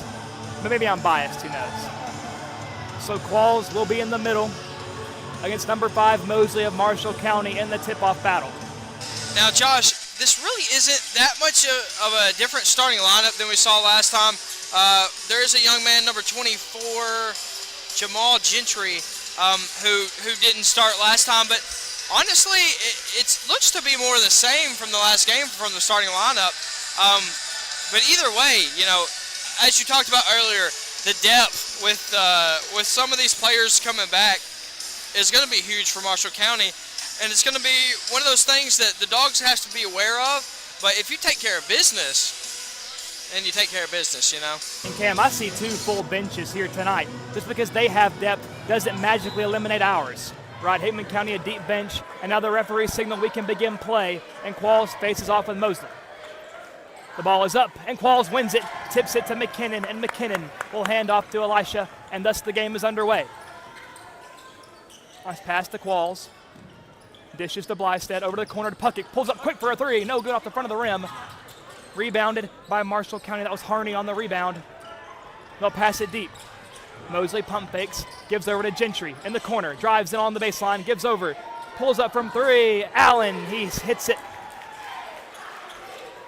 So Marshall starting off strong, a lot of ball movement, a big 3 there by the Tigers.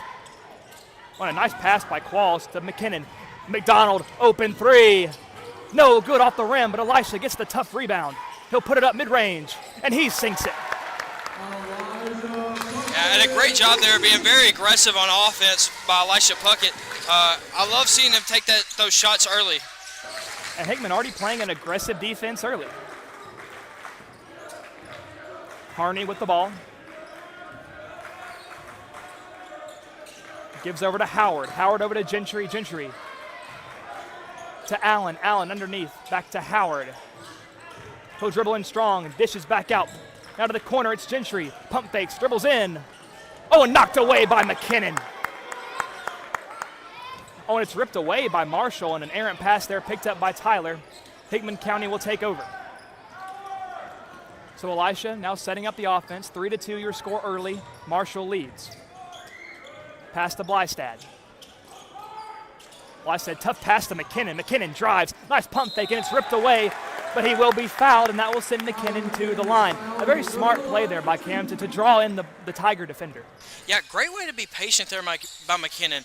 You know, when you're a post player, you kind of have two options, right? You can either be patient and let the defender make the mistake, or be early and get a quick bucket right there. Great job being patient and forcing that there by McKinnon. So McKinnon knocks down free throw number 1, ties it up at 3. And number 2 is up. No good off the rim. McDonald gets the rebound, the putback. No good off the rim. And Elisha rips it away. And they get Elisha with the foul, which seems, I don't know, Cam. That's why I'm not an official. So Marshall County will take over. Howard passes in to Harney. Harney bring up the left side of the floor. Blystad on him. When Harney loses a handle on it. Gives to Gentry. Passes to the baseline to Mosley. Mosley dribbles out. Qualls all over him. Pass to Howard. Howard dribbles it back out beyond the perimeter. Pass over to Allen. Allen dribbles in. Pass to the corner. And right now, Hickman County in this 2-3 zone really causing havoc.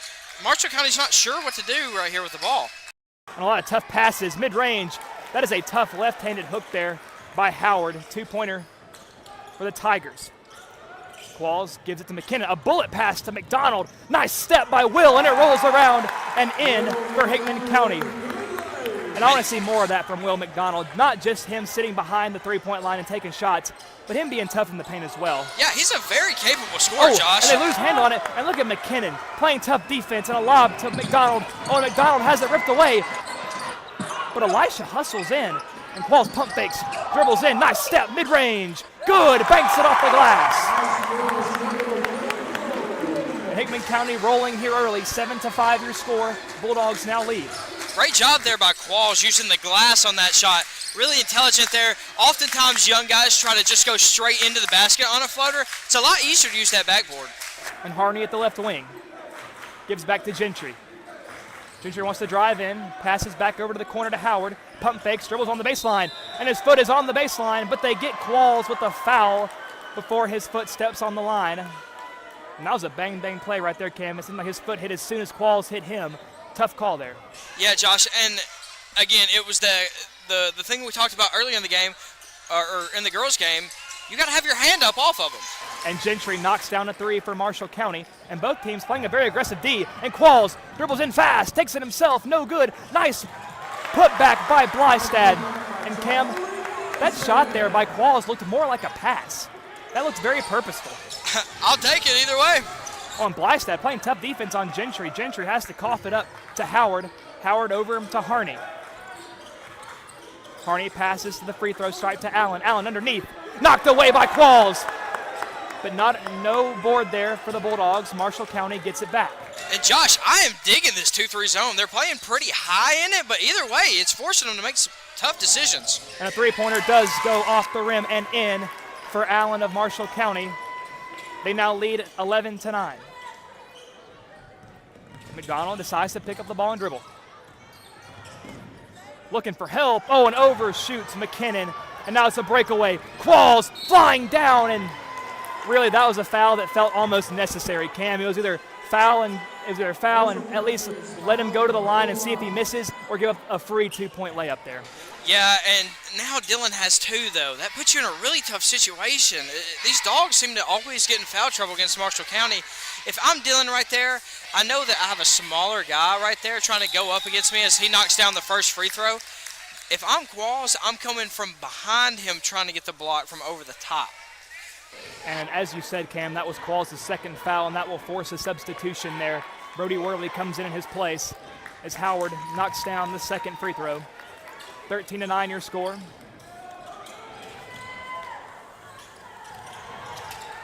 Oh, a tough pass by Blysted. He loses handle of it.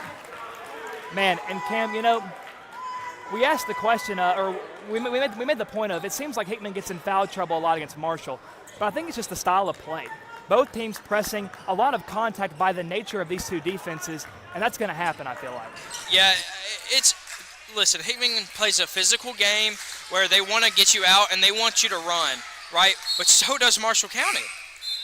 And so because of that, that forces, you know, a bit of a wild game, honestly, where it's going to go back and forth and back and forth and back and forth at a high rate, and it's fun basketball to watch. And Orville, Thompson, and Jones check in for the Tigers. Mosley, Harney, and Gentry are the 3 men taken out for Marshall County. They pass in to Allen. Allen to Orville. Orville across the way to Thompson at the left wing. Gives back to Allen. Allen underneath. Mosley pulls up as Thompson. No good. A tough rebound there by Elisha Puckett. Now he's looking for help, and a bullet pass to Brown, and Brown keeps it in. Very athletic play there by the sophomore. And McKinnon tries to find Braden Brown on the pass, but it hits off of a Marshall County player out of bounds, Hickman County ball. And even though they're playing out of control, Hickman County is coming away with some lucky things here. I want to see him protect the ball better, though. And Puckett gets to Braden Brown. Brown back to Elisha. Elisha directing traffic. Elisha gives over to Brown. And Cam, not a lot of quick ball movement here from the Bulldogs, but Elisha pulls up. Can't knock down the 3, but it's rebounded by McKinnon. McKinnon, a tough putback. Rolls off the rim and rebounded by Howard. Marshall County pushes it quick. Howard spin move, shot, mid-range, no good. Rebounded by McKinnon. McKinnon gives out to Brown. So 2:10 to go in the first quarter. Marshall leads 13-9. Brown, some nice handles there, dribbles in, gives over to Elisha. And we have definitely seen the importance of McKinnon in this game. He's by far the biggest guy on the floor so far, and that it's really showing. And a bullet pass overshot the target there. Orville was looking for Jones there underneath in the paint, but it sails past him. And now, Cam, I want to notice a potential sub in here. Number 33, Kel Ford, a large individual. Yeah, he's a mountain of a man. I'd give him an easy 6'7", 6'8". Big behemoth in the middle. Switched out. I'm assuming it's a big coaching move right here. When McKinnon's out, I'm assuming he's going to start going in. So the Bulldogs, Worley in the left corner, feeds off to Elisha. Dribbles in on the baseline. Oh, a tough mid-range shot, and it falls. That's a bucket only Elisha Puckett can get right there. And they are moving up the floor quick. Wow, that was a missile of a pass. Thankfully, the Bulldogs pick it up quick and recover and force Marshall County to set up again. And they're going to the big man underneath. But look at Worley getting off his feet and rivaling the big man's size with his jumping ability. And Elisha will take it up the floor. Dribbles into the paint. Oh, a nice move, and it's in. And that's how you beat a guy of the size of 33. Those nice elusive moves there, and Elisha, so talented. Now And Thompson with the ball. taking advantage of how, lumbersome he is. Pass, and Brown takes it away. An open breakaway. Take your time, young man. And he puts it up and in, and the Bulldogs now take the lead, 15-13, 45 seconds to go. Oh, they're pushing in fast. Oh, and they get Worley on a blocking foul there. It looked like he didn't quite get his feet set there, Cam. And that'll happen to you. Yeah, that's a tough thing right there. If I'm Worley, the better decision there is, because it's going to be a hard thing to set up, is just to go as vertically high as you can possibly go. And Cam, I am fired up right now for a big reason. Timothy Puckett is now in the basketball game, a man who was on fire against Fairview on Saturday, looking for more of the same here tonight. Yeah, Josh, I would love to see him getting involved in the offense and get involved early.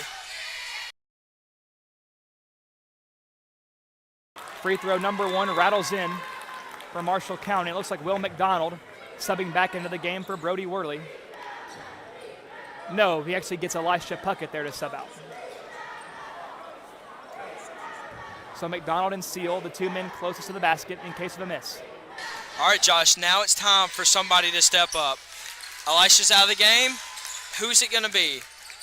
Braden Brown did a great job against Columbia Academy. Tim did a great job against Fairview. There's a turnover by the Dogs into an easy layup there. And that's really a pass you can't make there, Cam. That was too tight of a window.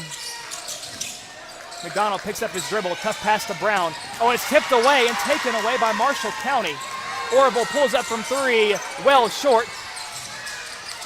Rebounded, look at Tim Puckett fighting for the ball. Oh, and he gets hit in the head. And finally, mercifully, they call a foul, and it will stay with Hickman County. Yeah, Josh, that's a tough situation there for Tim because he got absolutely swarmed with nowhere to go, nowhere to find teammates at. But these Dogs, you have to make quick decisions when you have a high-energy press. And Puckett again, getting swarmed, 15 seconds. Puckett gives to Brown. Now they can set up. 10 seconds, McDonald from the corner, knocks it down, and he buries a 3, only the way a McDonald can. For the corner, looks to answer back, this one falls well short. McDonald gets the rebound, and that will take us to the end of the first quarter. And at the end of one, a very exciting first quarter. Hickman County leads 18-17. We'll be right back here on WNKX. Smart appliances, heating and cooling, solar, electric vehicles, mobile apps. Energy impacts your life in many ways. It's our job to power the technology that brings comfort and value to your busy life. Your life, your way. So you're in the driver's seat. Let us help. Contact the energy pros at Meriwether Lewis Electric. Pizza Hut, you owe Chicago an apology. Tavern style pizza is our thing. Why couldn't you be happy with deep dish like all the tourists? That's good. And you just had to make it so crispy and delicious. It's perfection. They put the toppings all the way to the edge. It's cutting the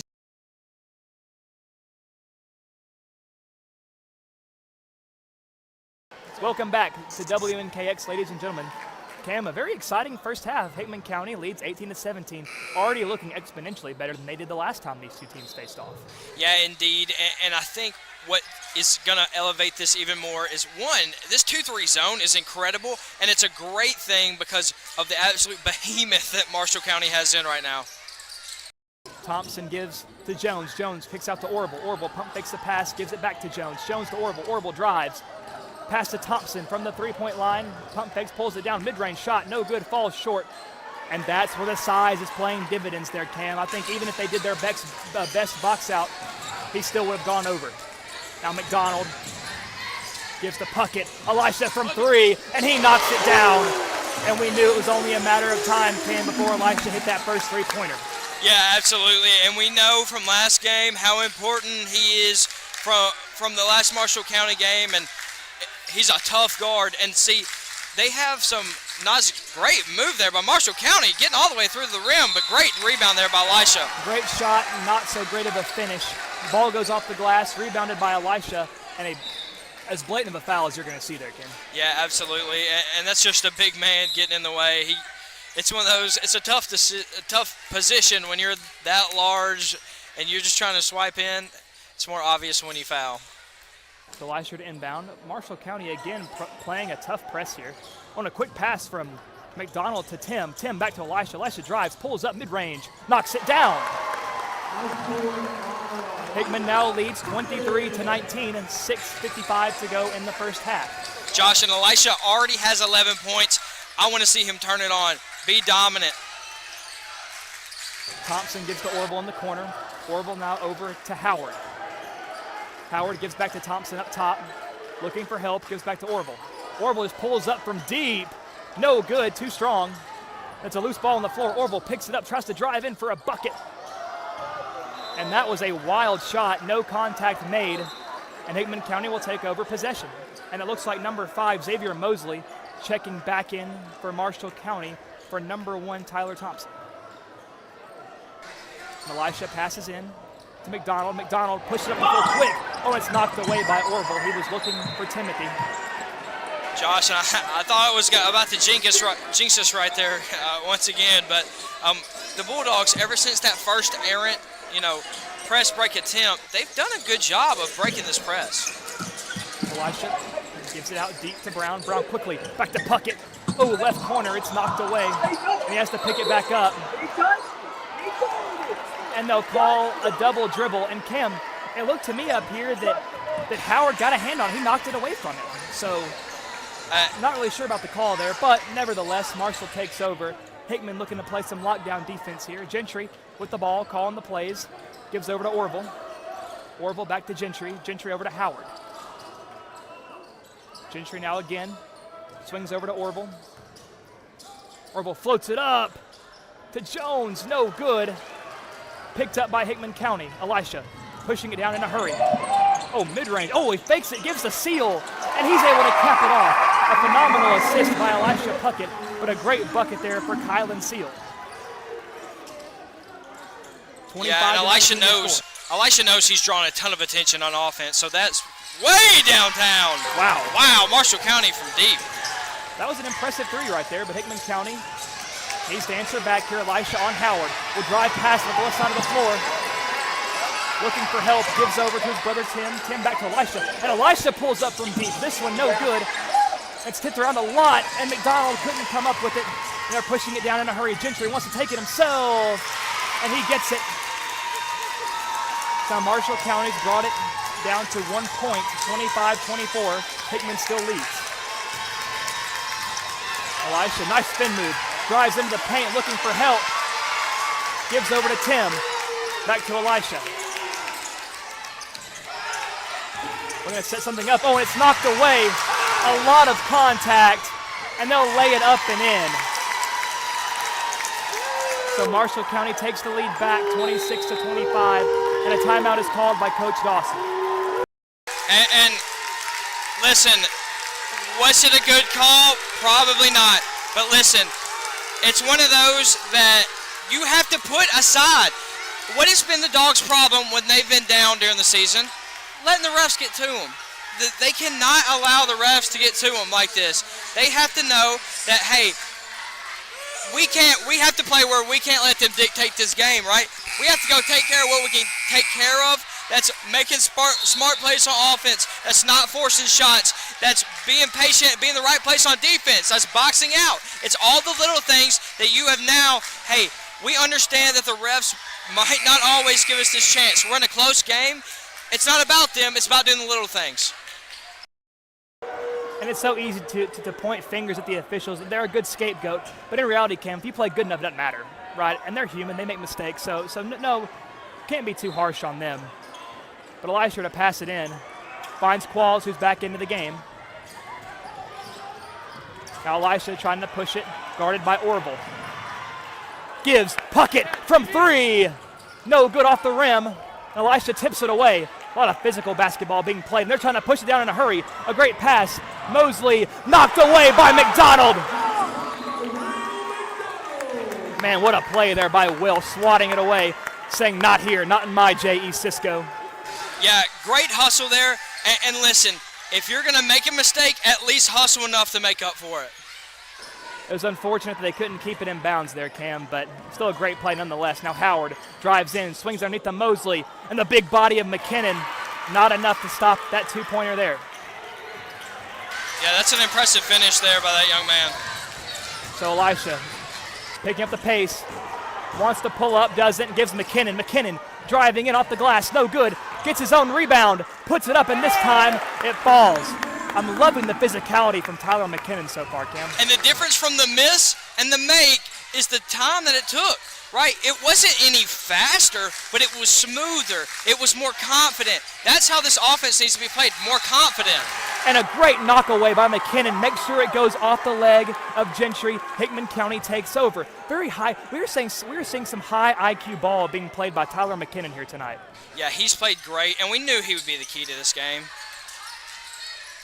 And Qualls bring up the floor himself. Oh, that power jump stop, puts it up. No good, rebounded by Gentry, and Marshall County pushing the envelope here.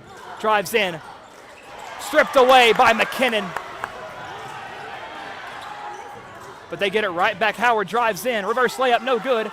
Rebounded by Qualls. Qualls gets it back out in a hurry. Puckett, bring it up the floor. McDonald, good with the layup. And Will McDonald is all fired up on the floor. And Cam, I think we're starting to see that old confident Will McDonald coming back here tonight. Yeah, and you love to see it right there. That was a wonderful job by Will, not bringing the ball down, not taking a dribble, but as soon as his hands touch it, putting it right back up. And Orville drives, layup, no good. Rebounded by Tim Puckett. Hickman County leads 29-28. 2:45 to go in the first half. Now Hickman wanting to slow the pace down a little bit. Oh, Qualls wants to drive. Oh, no good. Would have been a tough and one, but that will still send number 11 to the free throw stripe. Yeah, and right there, the Marshall County fans did not like that call, but here's why it's right. Okay, Dylan did not drive into him. He drove to the side, and the guy fell leaning, right? If you stay straight up, there's a good chance you get that call right there. If I'm the ref, I'm looking for any sort of lean, trying to initiate more contact. Saw a lean there, and that's why they called it. So some big free throws coming up for Qualls. They try to widen the lead. Number one is up, and it falls for Dylan. 30-28 your score. And Josh, for as much defense has been played here, it has been more of an offensive game, right? It's pretty much a run and gun, try to slow them down type game. And I know Hickman County loves this high pace, but the thing is, so does Marshall County. And so it's not necessarily a mix of different paces, but it's a mix of different styles. Marshall County's willing to play more one-on-one, take more, take it yourself shots, whereas Hickman County's more. And a great block by Qualls.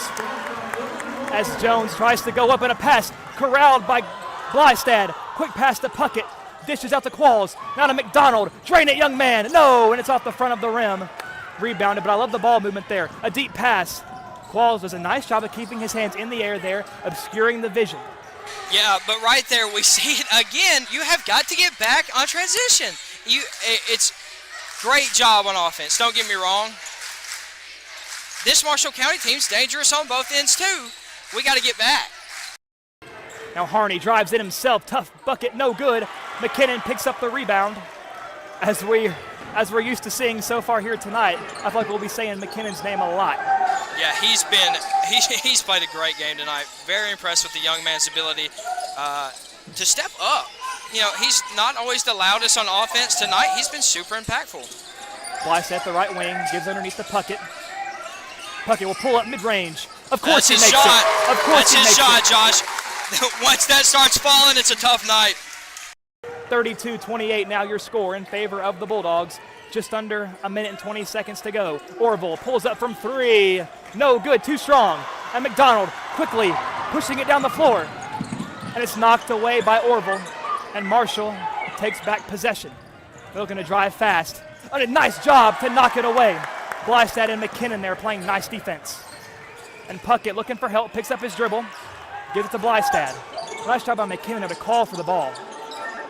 Yeah, and a great job of being in the middle of the floor. One thing I've always been impressed with Tyler McKinnon is on a press break, on a situation where it's tough, he's always in the middle of the floor, which is exactly where you need to be. Well, that's a tough pass there by Puckett to McKinnon. It's knocked away. Orville taking it himself. Layup is up and no good. McKinnon, that big body, has been a difference maker here tonight for Hickman County. Now Qualls, left side of the floor, guarded by Harney. Nice step there by Qualls, and he gives over to Elisha. So 20 seconds. They want to be patient to ensure they get the last bucket of the half. Elisha backing up. Tough defense being played here, and Elisha will be fouled. They'll get number 2, Jones of Marshall County. And what's so impressive about Elisha Puckett, he knows that the guy in front of him is a better athlete, right?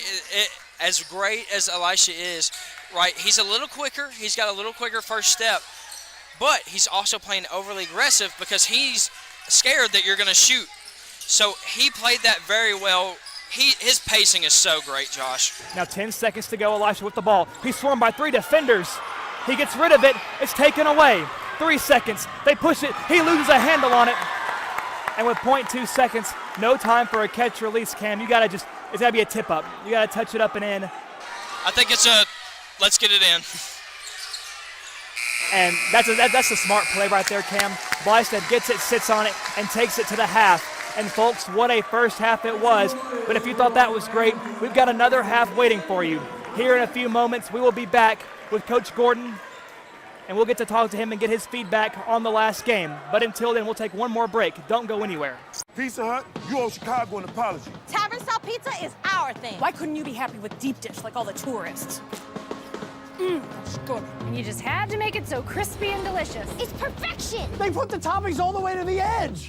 It's cutting the shareable square. That's delicious. What's your deal, Pizza Hut? Your secret's out, Chicago. Try any of our large Chicago Tavern-style recipes for just $12 each. Hey, Pizza Hut, you owe Chicago an apology. Sorry, Chicago. No one out pizzas the Hut. Apology accepted. Smart appliances, heating and cooling, solar, electric vehicles, mobile apps. Energy impacts your life in many ways. It's our job to power the technology that brings comfort and value to your busy life. Your life. Your way. So you're in the driver's seat. Let us help. Contact the energy pros at Meriwether Lewis Electric. Welcome back to WNKX Live, your home for Hickman County sports. And during this halftime break, we are joined now by the coach of the Hickman County Lady Dogs, Coach Gavin Gordon. Now, Coach Gordon, it was a tough loss tonight, but I think there are some positives that you can take from it.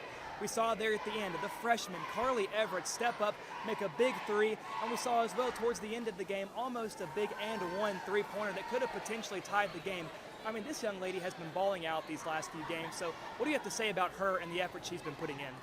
I mean, she's a dog. That's all I can say. It's tough to step into a game where you hadn't played since the first half. Step in, she caught her on the wing, and I say shoot that thing, and she just hits the bottom of the net with it, and then shoots that next one. And I'm not gonna lie, I thought it was in. It's a big growing moment, but man, that's ice in your veins at that point. It's tough. Yeah, Coach, she's been so impressive all year. But I just want to speak to the fourth quarter, right? It was a rough game up to that point, but you got to that fourth and something changed. What was that change? We were just going to commit to getting after it on the defensive end, pressing, getting it out of one's hand, because one is what makes their offense go. And we were doing a great job of trapping her. They'd swing it, we'd rotate, and they were throwing it all over the place. We would get down passing lanes. I love the effort at the end. We just have to come out playing that way to begin with. Yeah, and that fourth quarter leading into tomorrow, right? Just speak on what tomorrow is going to look like. How do you prep the team for tomorrow after a tough loss like this? Some heads were down in the locker room, but, we preach we have to win or lose. We have to look at this game. It can hurt tonight, but we got to forget about it. And that's what I told them. I was like, it was a great fourth quarter. We can learn from it. Losses are only bad if you don't grow and you learn from it. So we just talked about no talk about Marshall at all tomorrow. We come in, it's Waverly all the way, and we're just going to focus, keep our heads up. It's hard to play back-to-back, and we got 3 games this week, and they're all at home. So just come back in tomorrow, refocus, and we're going to get after them to begin with. Well, thank you very much, Coach, for taking the time to join us. Always a class act. Ladies and gentlemen, that was Coach Gavin Gordon, the head coach of the Hickman County Lady Dogs. And we'll be back here in just a few moments for the second half of the boys' game. Don't go anywhere here on WNKX.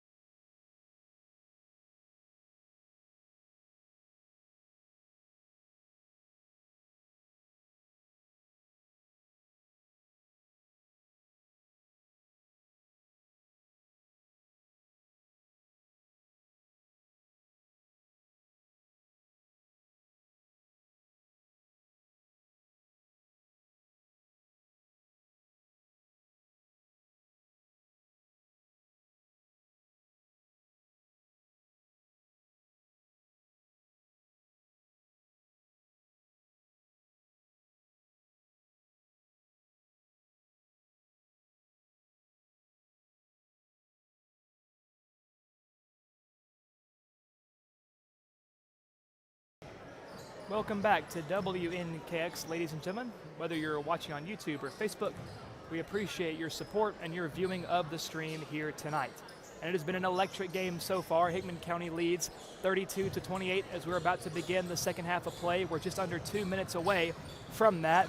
And Cam, the Bulldogs looked really well offensively this game so far. We saw Elisha Puckett, 11 points. Following him was Will McDonald with 7. And I'm loving the confidence that Will is starting to play with again. There were so many times in the court, we saw him all fired up on the floor. He was playing with a passion about him here tonight. And he always does, but there's a confidence right now that's going with that passion that I love, right? And it's something I want to see continue. Listen, Elisha, we know he's a weapon. We know he's a weapon. But he also has to understand, I'm drawing so much attention on defense. Let me dish the ball out, right? Tyler McKinnon. I mean, what can we say about that young man that had been said already on this broadcast? He's making arguably the biggest difference in this game, right? Stepping up, being the force on the inside. Proud of him so far, but we got to finish it out. And what I've enjoyed watching, too, about this game, and something that I think would make Isaiah Puckett proud, of course, Hickman County alumni, is the chess match between these two coaches. Right, specifically in using Kel Ford, number 33 of Marshall County, their big man, against ours, Tyler McKinnon.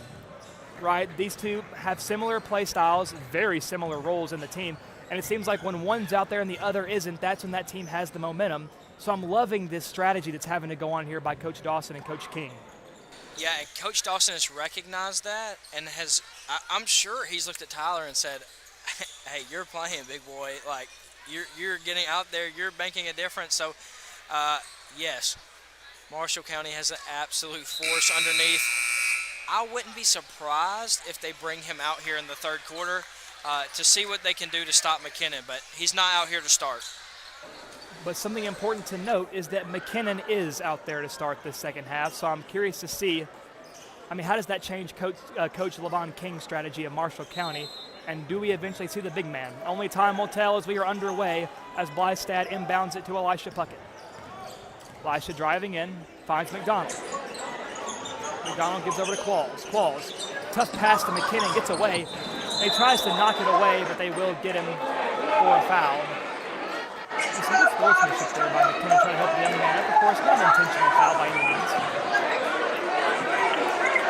And it will be Marshall County ball. Mosley going down to Gentry from the baseline.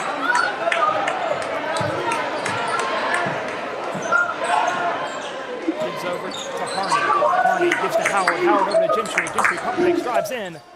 And McKinnon knocks it away. And Qualls knocks it away. But they finally get the putback, does Howard. They bring it down to 2. Nice pass to Blystad. Stops, puts it up and in. And Cam, we're starting to see that quarterback background of Elisha Puckett paying dividends. And another tough two by Marshall County. These two teams like boxers going back and forth. McKinnon passes it into Elisha. Elisha, deep ball. Oh, it gets tipped away. Very dangerous pass there by Elisha. Mosley gives to Allen. Allen from 3, no good. Rebounded by Qualls. Quick pass to McDonald, and it gets away. Puckett trying to draw the jump. And they do force the jump ball. We can't see the possession arrow from up here, but it looks like it's staying with Marshall County. Now, Josh, last game against Fairview was the first time Hickman County has came out of the half, guns a-blazing, playing their kind of style, playing their ball. I want to see them do it again here. If they come out kind of flat in this third quarter, they're in trouble. And Gentry pulls up from 3, kicks off the back of the rim. Tough rebound there by Dylan Qualls. Gives over to Elisha. Elisha gives, corner. McDonald pulls up from 3. No good, but McKinnon with the putback and 1 for number 25. Almost right on cue, Cam. We spend all that time talking him up, and there he is making his presence known yet again. Yeah, cleaning up those boards as he's there to do. Big man doing big things. Now McKinnon looking to cap off the 3-point play. No good off the rim. Rebounded by Harney. 36-32 your score. Gentry now at the left wing. Gives over to Howard. Blysted quickly there to meet him. Howard drives into the baseline. Tries to do it himself, and he does. The two-pointer is good, and McKinnon, oh my goodness, lets it fly. Qualls goes up and over. Nice pass to Elisha. Give Qualls the assist. Give Puckett the bucket. 38-34 your score, 6 minutes to go in the third quarter. And Dylan Qualls reminiscent of Randy Moss himself. Took the words out of my mouth, and Gentry gives out to Allen. Allen pulls up from three, no good. Air balls it. Howard gets it. Gentry tries again from the corner.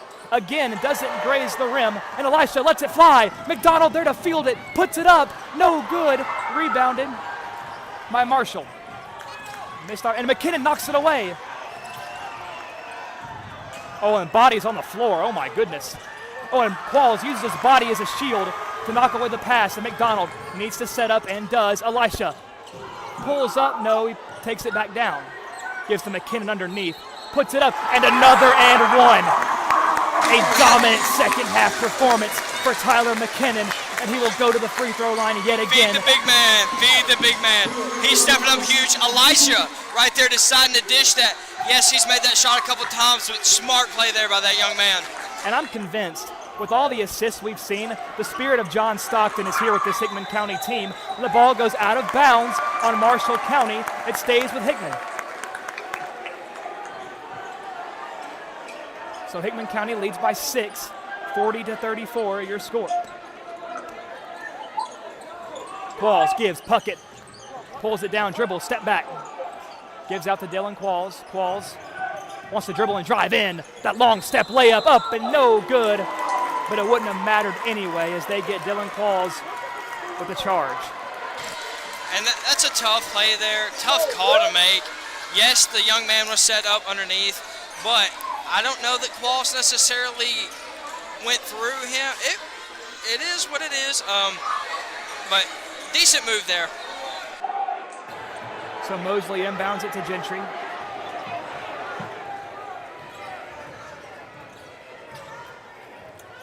Now Cam, Hickman's going to well eclipse their score total from the last time these two teams played, which is already a good sign for Hickman. Howard pulls up a deep three, knocks it down for Marshall. So now they pull within 3. Some aggressive defense here played by Marshall. Good pass by Puckett to McKinnon. Hands off to Qualls, and Qualls is bumped. And they will get a blocking foul on Marshall County. They'll get number 5, Xavier Mosley. And Cam, you made a point about this against Fairview. I believe it was in the girls' game where they tried to, or I think it was the boys' game actually, where they dribbled down the sideline, and because he didn't get out in front and set his feet up, they're going to get that blocking foul every time. Yeah, but even then, that play right there by McKinnon, that's a bad handoff. That puts Dylan in a really tough situation that he just can't play underneath. And Puckett pulls up from deep, no good. Qualls loses his footing, but they get Marshall County on a foul.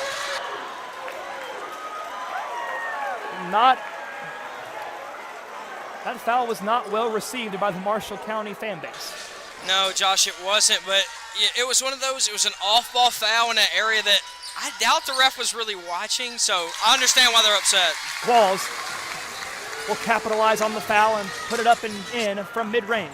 42-37 your score. Howard gives over to Allen. Allen gives the corner. Gentry drives on the baseline, puts it up. Some good defense being played by Hickman, and up and in. They will get Hickman County an and one there. That was, I believe, number 14, Howard, that went up there. This young man, Howard, has been so impressive, Josh. He's been Marshall's go-to guy. He's very calm and collected, made a couple from deep already in the second half, and great job driving there. And Kylan Seal comes in for Tyler McKinnon. Now, what Seal gives up in size to McKinnon, I would argue he makes up for in aggression and physicality. Yeah, I would argue outside of Elisha, and maybe even including Elisha, he is the most physical player that Hickman County has. And Puckett inbounds it to Blystad. Blystad gives it back to Elisha. A tough pass there to McDonald, catches it with his chest. Looking for help, hands off to Elisha. Gives over McDonald, now to Blystad from 3. Buckets for Charlie Blystad. 45-40 your score as Chuck Nasty hits a big one.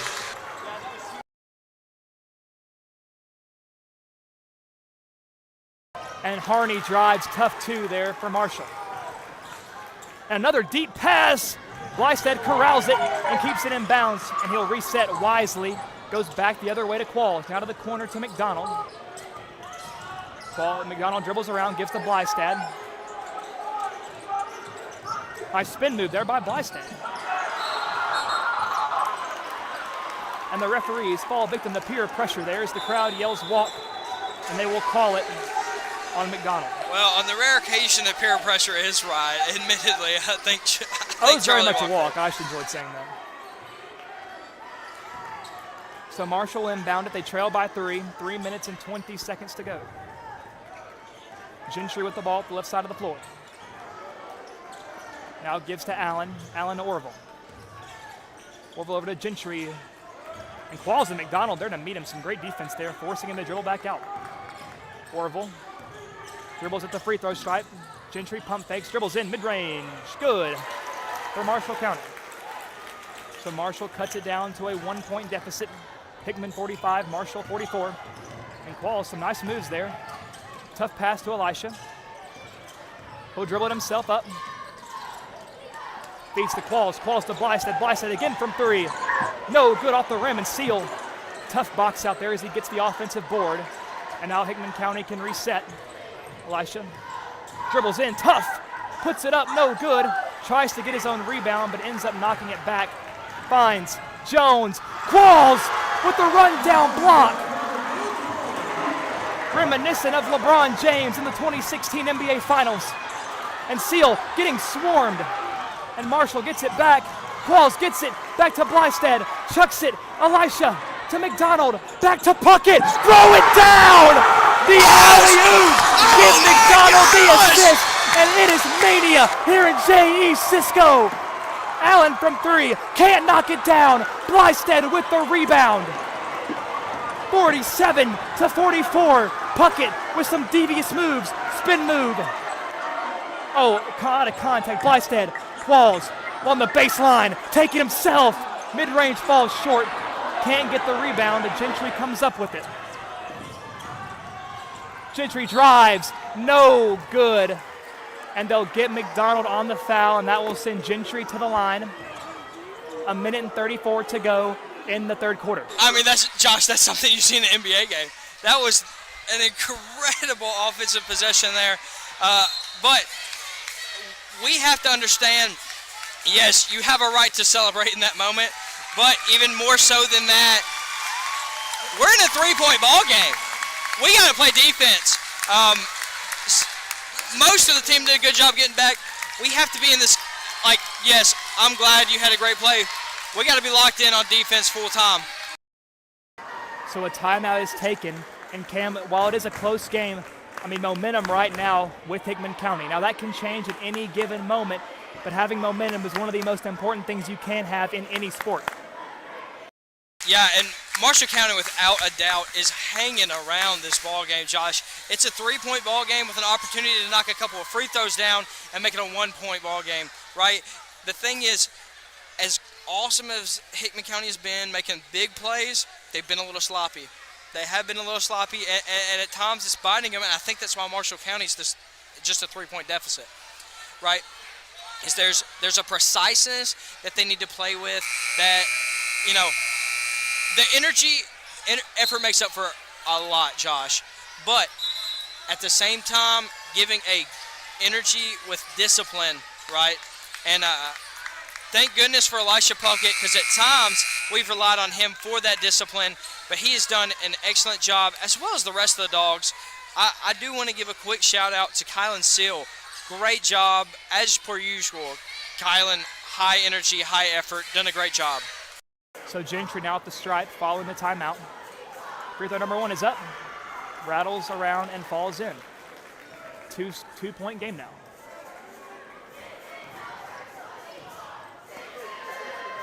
Number 2 doesn't fall, but Kylan Seal, tough rebound. Hands it off to Elisha, and Elisha gives it back to Kylan. Kylan hands to Elisha, dribbles in hard. Stop, pulls up mid-range, it falls. And Cam, Elisha Puckett from mid-range is lethal. Yeah, and Josh, for as impressive as that alley-oop was earlier, That right there was so much more impressive to me because the athleticism to be at full speed and stop on a dime.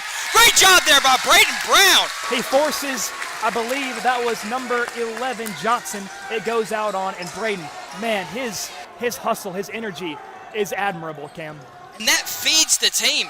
Anytime he's in, he at least feeds energy to this squad. Oh, a tough pass to Qualls. Mid-range, doesn't fall. Seal, rebound. Spin, puts up left-handed, rolls around and off. And they get Qualls on a foul, I guess. Yeah, well, that just kind of has to be called there, Josh. Either way, if a young man takes that hard of a fall, you got to call it. That's 4 on Dylan, though. Now, that's Cam, a dangerous spot. That foul right there was almost reminiscent of the one they called on Marshall County that we thought was a little in between, but because we saw Qualls hit the ground, the officials kind of thought they have to, so we can't blame them at all for that. So yeah, absolutely. It's gone both ways here tonight. But now Dylan on defense tonight has been so impactful, blocking shots, especially coming from the weak side on defense. And but with him having 4 fouls, it's a really tough spot for us. So Jones, first free throw, it falls in. 49-46 now, 52.3 seconds to go in the third quarter.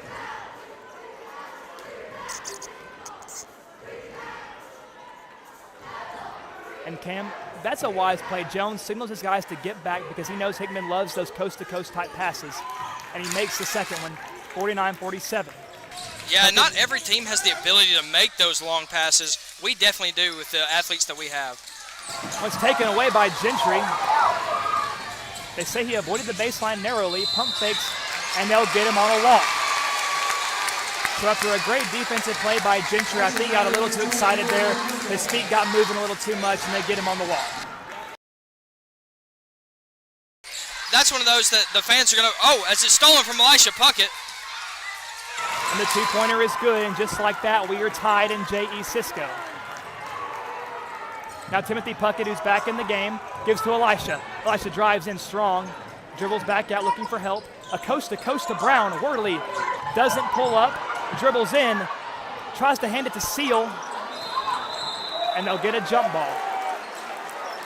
And it will stay with Hickman County. And Cam, it looked like Brown was wanting that ball over in the right corner, but of course in the chaos, it's easy to miss your guys sometimes. Yeah, and this is a real young group in right now. Obviously you have Elisha as the leader, but still a lot of young guys. And Elisha from the corner knocks it down.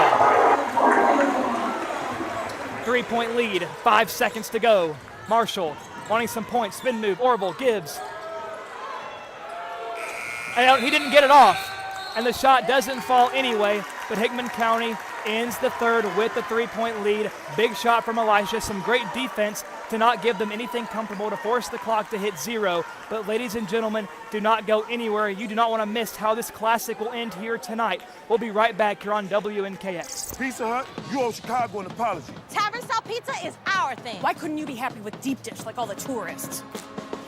That's good. And you just had to make it so crispy and delicious. It's perfection. They put the toppings all the way to the edge. It's cut in the shareable square. That's delicious. What's your deal, Pizza Hut? Your secret's out, Chicago. Try any of our large Chicago Tavern-style recipes for just $12 each. Hey, Pizza Hut, you owe Chicago an apology. Sorry, Chicago. No one out pizzas the Hut. Apology accepted.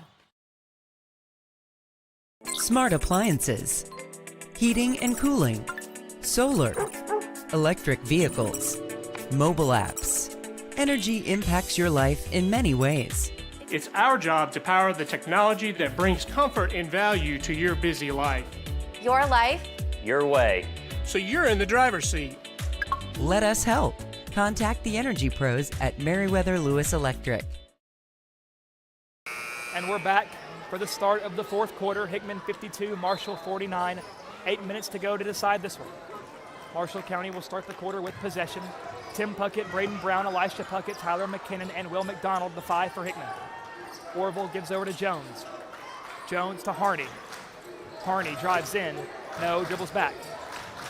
And tough pass there to Jones. He lost the handle and couldn't put it up. He tries to drive in. Harney, McKinnon, just too tall. And Elisha picks it up off the ground.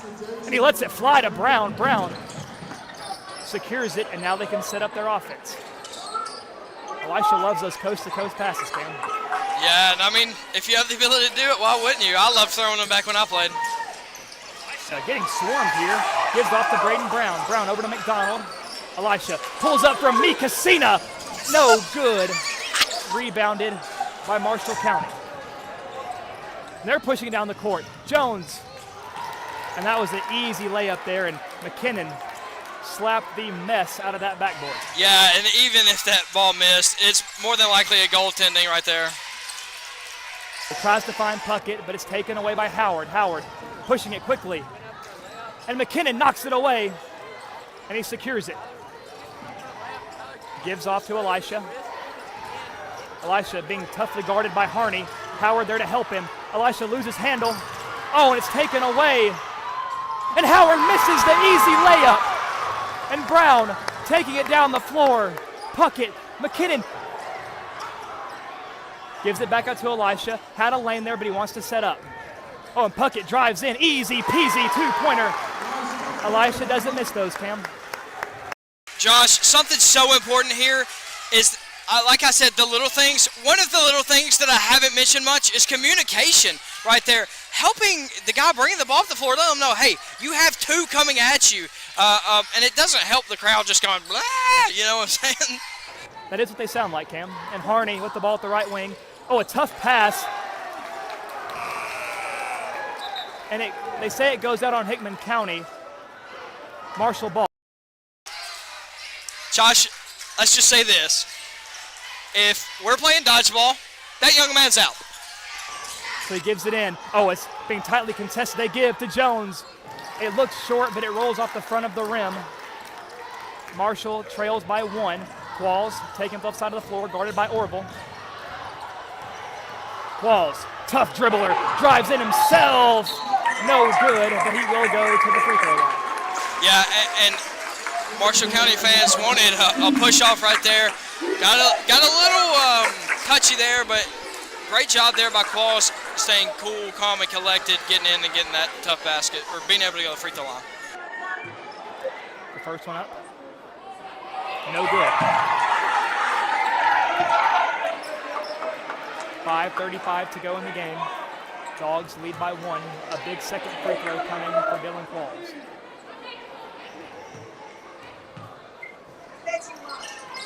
This one doesn't go in. Rebounded by Marshall.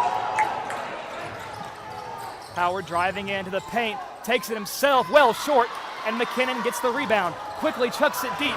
And Orville takes it away. He wants to drive it, hands it off. Swatted away by Tyler McKinnon.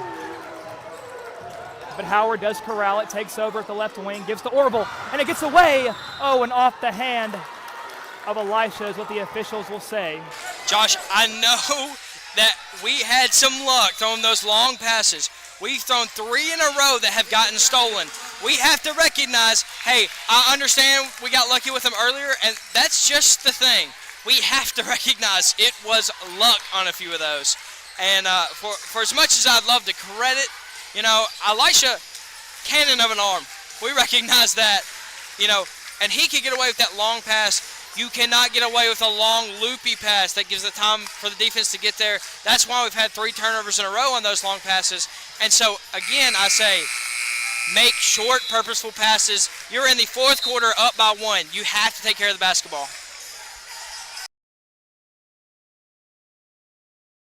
So it looks like both teams coming out of their timeout.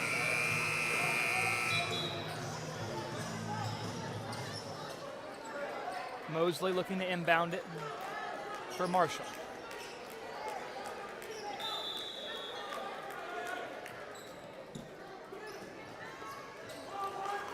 Orville with the ball up top. Blystead there with him. Passes over to Harney. Harney trying to direct traffic. Tries to dribble in. And Elisha snatches it out of the air with the steal. Passes it up. McDonald. Oh, loses a handle of it. And Blystead corrals it. Gives Elisha. Pump fake. Dribbles in. Pulls up mid-range. Free throw strike. Good for Elisha. Add on a couple more to Elisha's resume today. 56-53 your score, 4.5 to go in the game. Josh, he's such an impressive shot taker and shot maker. Right there, the discipline to recognize, hey, they're flying at me. Let me get this easy bucket. Pass too hard. Tipped off the hands of Harney. Blystad driving in. Nice step. Left-handed. It falls for Blystad.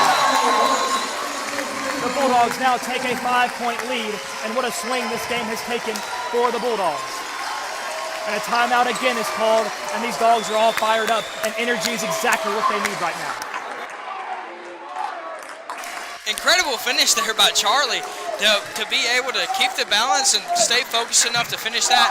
He got himself out of position, Josh. He was not in a position to succeed. He did not put himself in a position to succeed there. But you know what? He stayed with it and believed that he could make the shot, and guess what he did? He made the shot. Well, Cam, and it's like the old adage goes, big-time players make big-time plays. So Hickman needs to continue riding on this momentum for sure. Now, Josh. 5-point lead, never safe, of course. Yeah, absolutely. And the thing here is we have, not only are we in a frenzy, Marshall County is also in a frenzy, and it seems like we're being successful enough in that making sure that Marshall County is not getting comfortable at all on offense is important here. So Marshall inbound it. Gentry brings it up the floor. Now crosses the logo. Gives over to Jones. Jones to Orville. Orville finds Howard in the corner. Drives in. And the pass is taken away by McKinnon. And he gives to Elisha.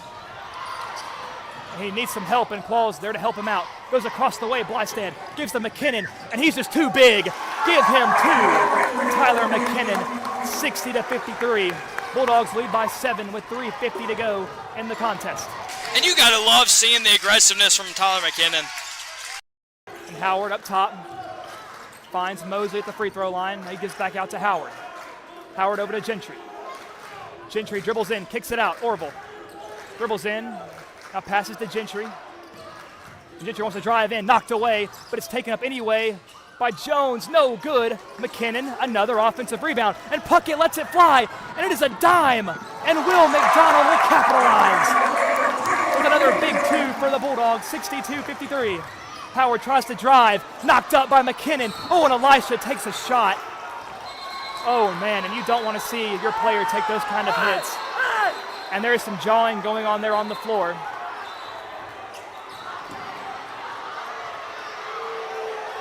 And there, no love lost here. No love lost here.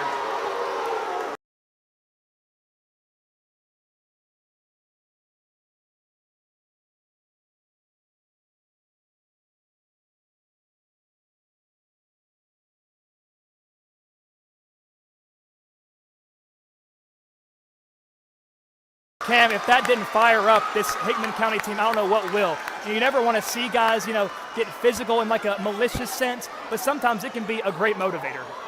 Yeah, and Josh, I understand that it's a motivator, but it can be just as much of a motivator if you are completely discombobulated by it. What's so much more important is for these dogs to not care. You have to not care. I understand people can be upset, and it's okay, I understand. It's the game of basketball. It's going to get chippy. It is a physical game. But above anything, it's a game that can be taken away from you by mistakes. You do not want to make mistakes here. You have to remain level-headed.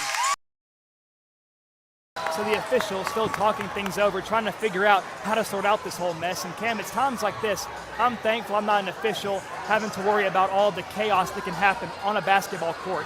And this is just part of it for them. I'm sure whatever they're discussing right now will lead to the best decision that will bring this situation to peace, right? Yeah, and we understand that people are very, very upset. But, again, we're playing a high school basketball game here. We are playing a high school basketball game. Guess what we're going to have?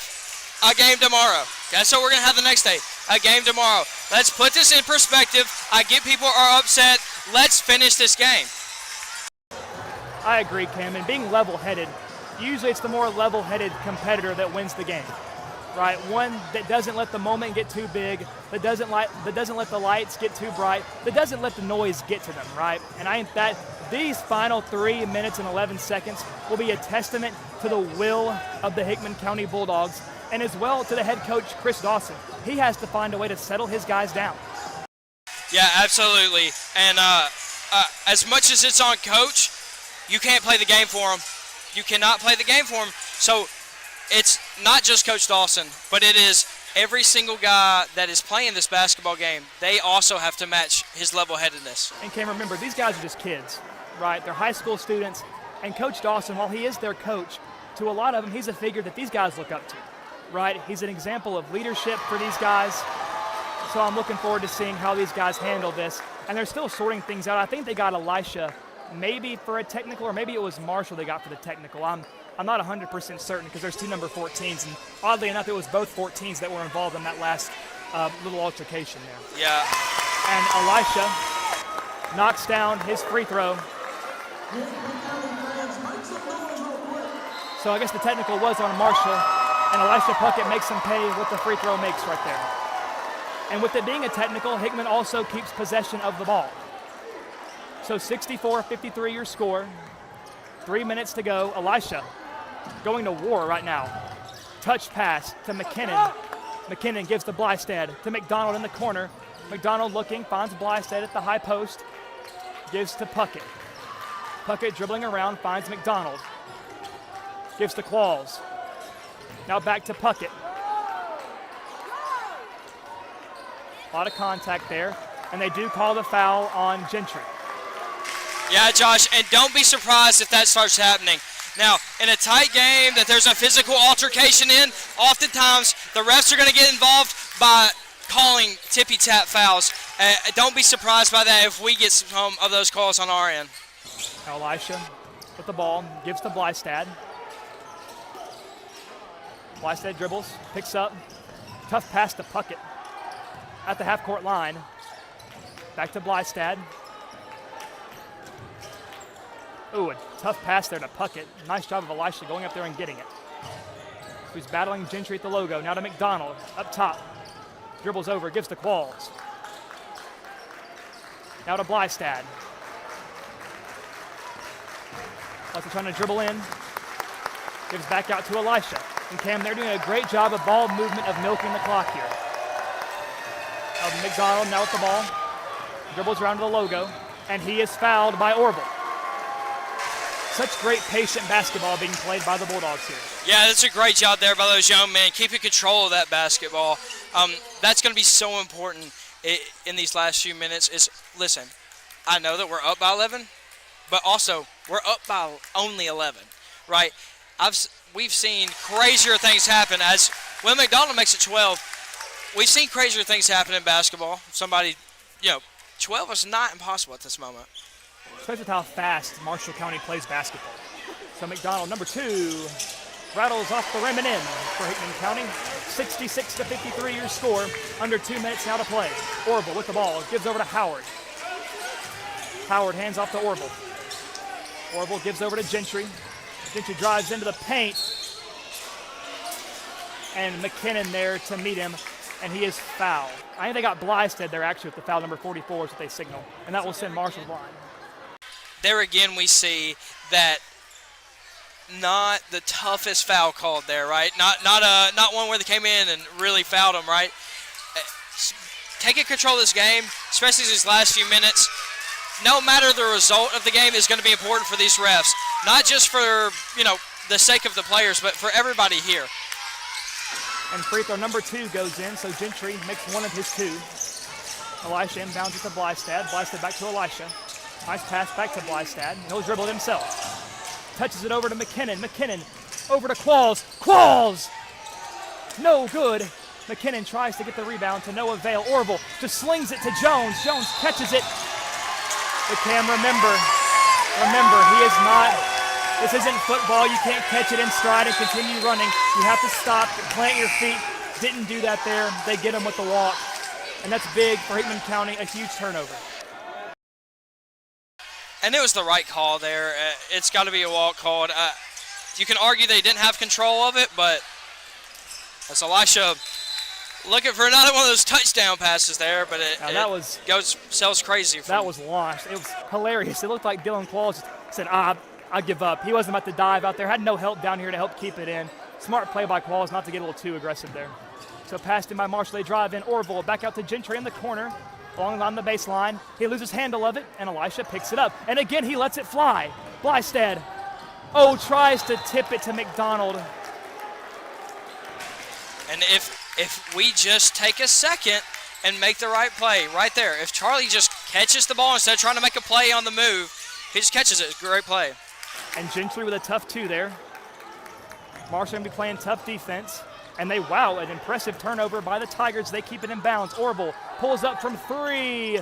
No good. Howard gets the rebound, tries to put it up. No good. And they will get Hickman on the foul. Now, Josh, sub-note of this, the young man, number 24, Jamal Gentry, I have to give him his props. He has been exceptional all night, right? He has guarded Elisha 90 or however long a basketball court is.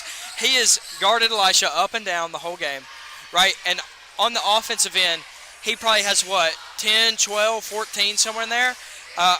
Great job. That young man is an excellent player and someone that, for Marshall County is definitely a bright spot. So the Bulldogs lead by 10, 66-56 is your score.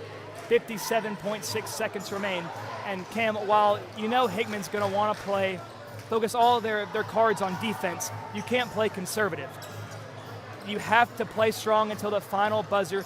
We've seen so many times in all manner of sport where a team is up by double digits, they get complacent, they play on their heels, and they blink, and the game's tied.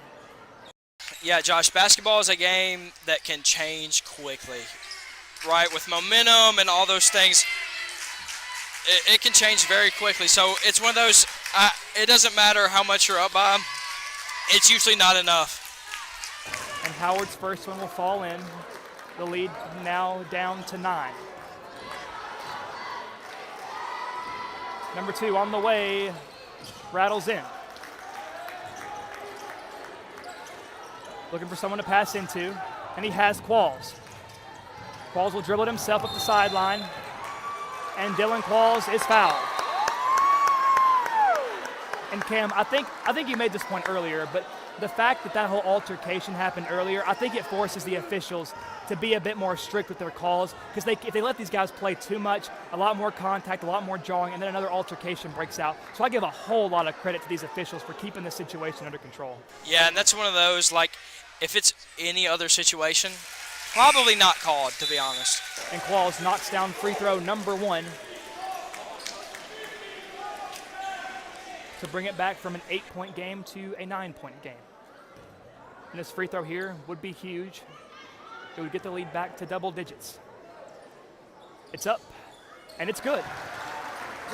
A couple of big free throws there by Dylan Qualls. Hickman County hustling back. Orville drives in, left-handed shot, no good. Blystad, a tough rebound, gives it out to Elisha. Elisha, nice pass to Braden Brown. Brown back to Elisha. No good, and there is a foul.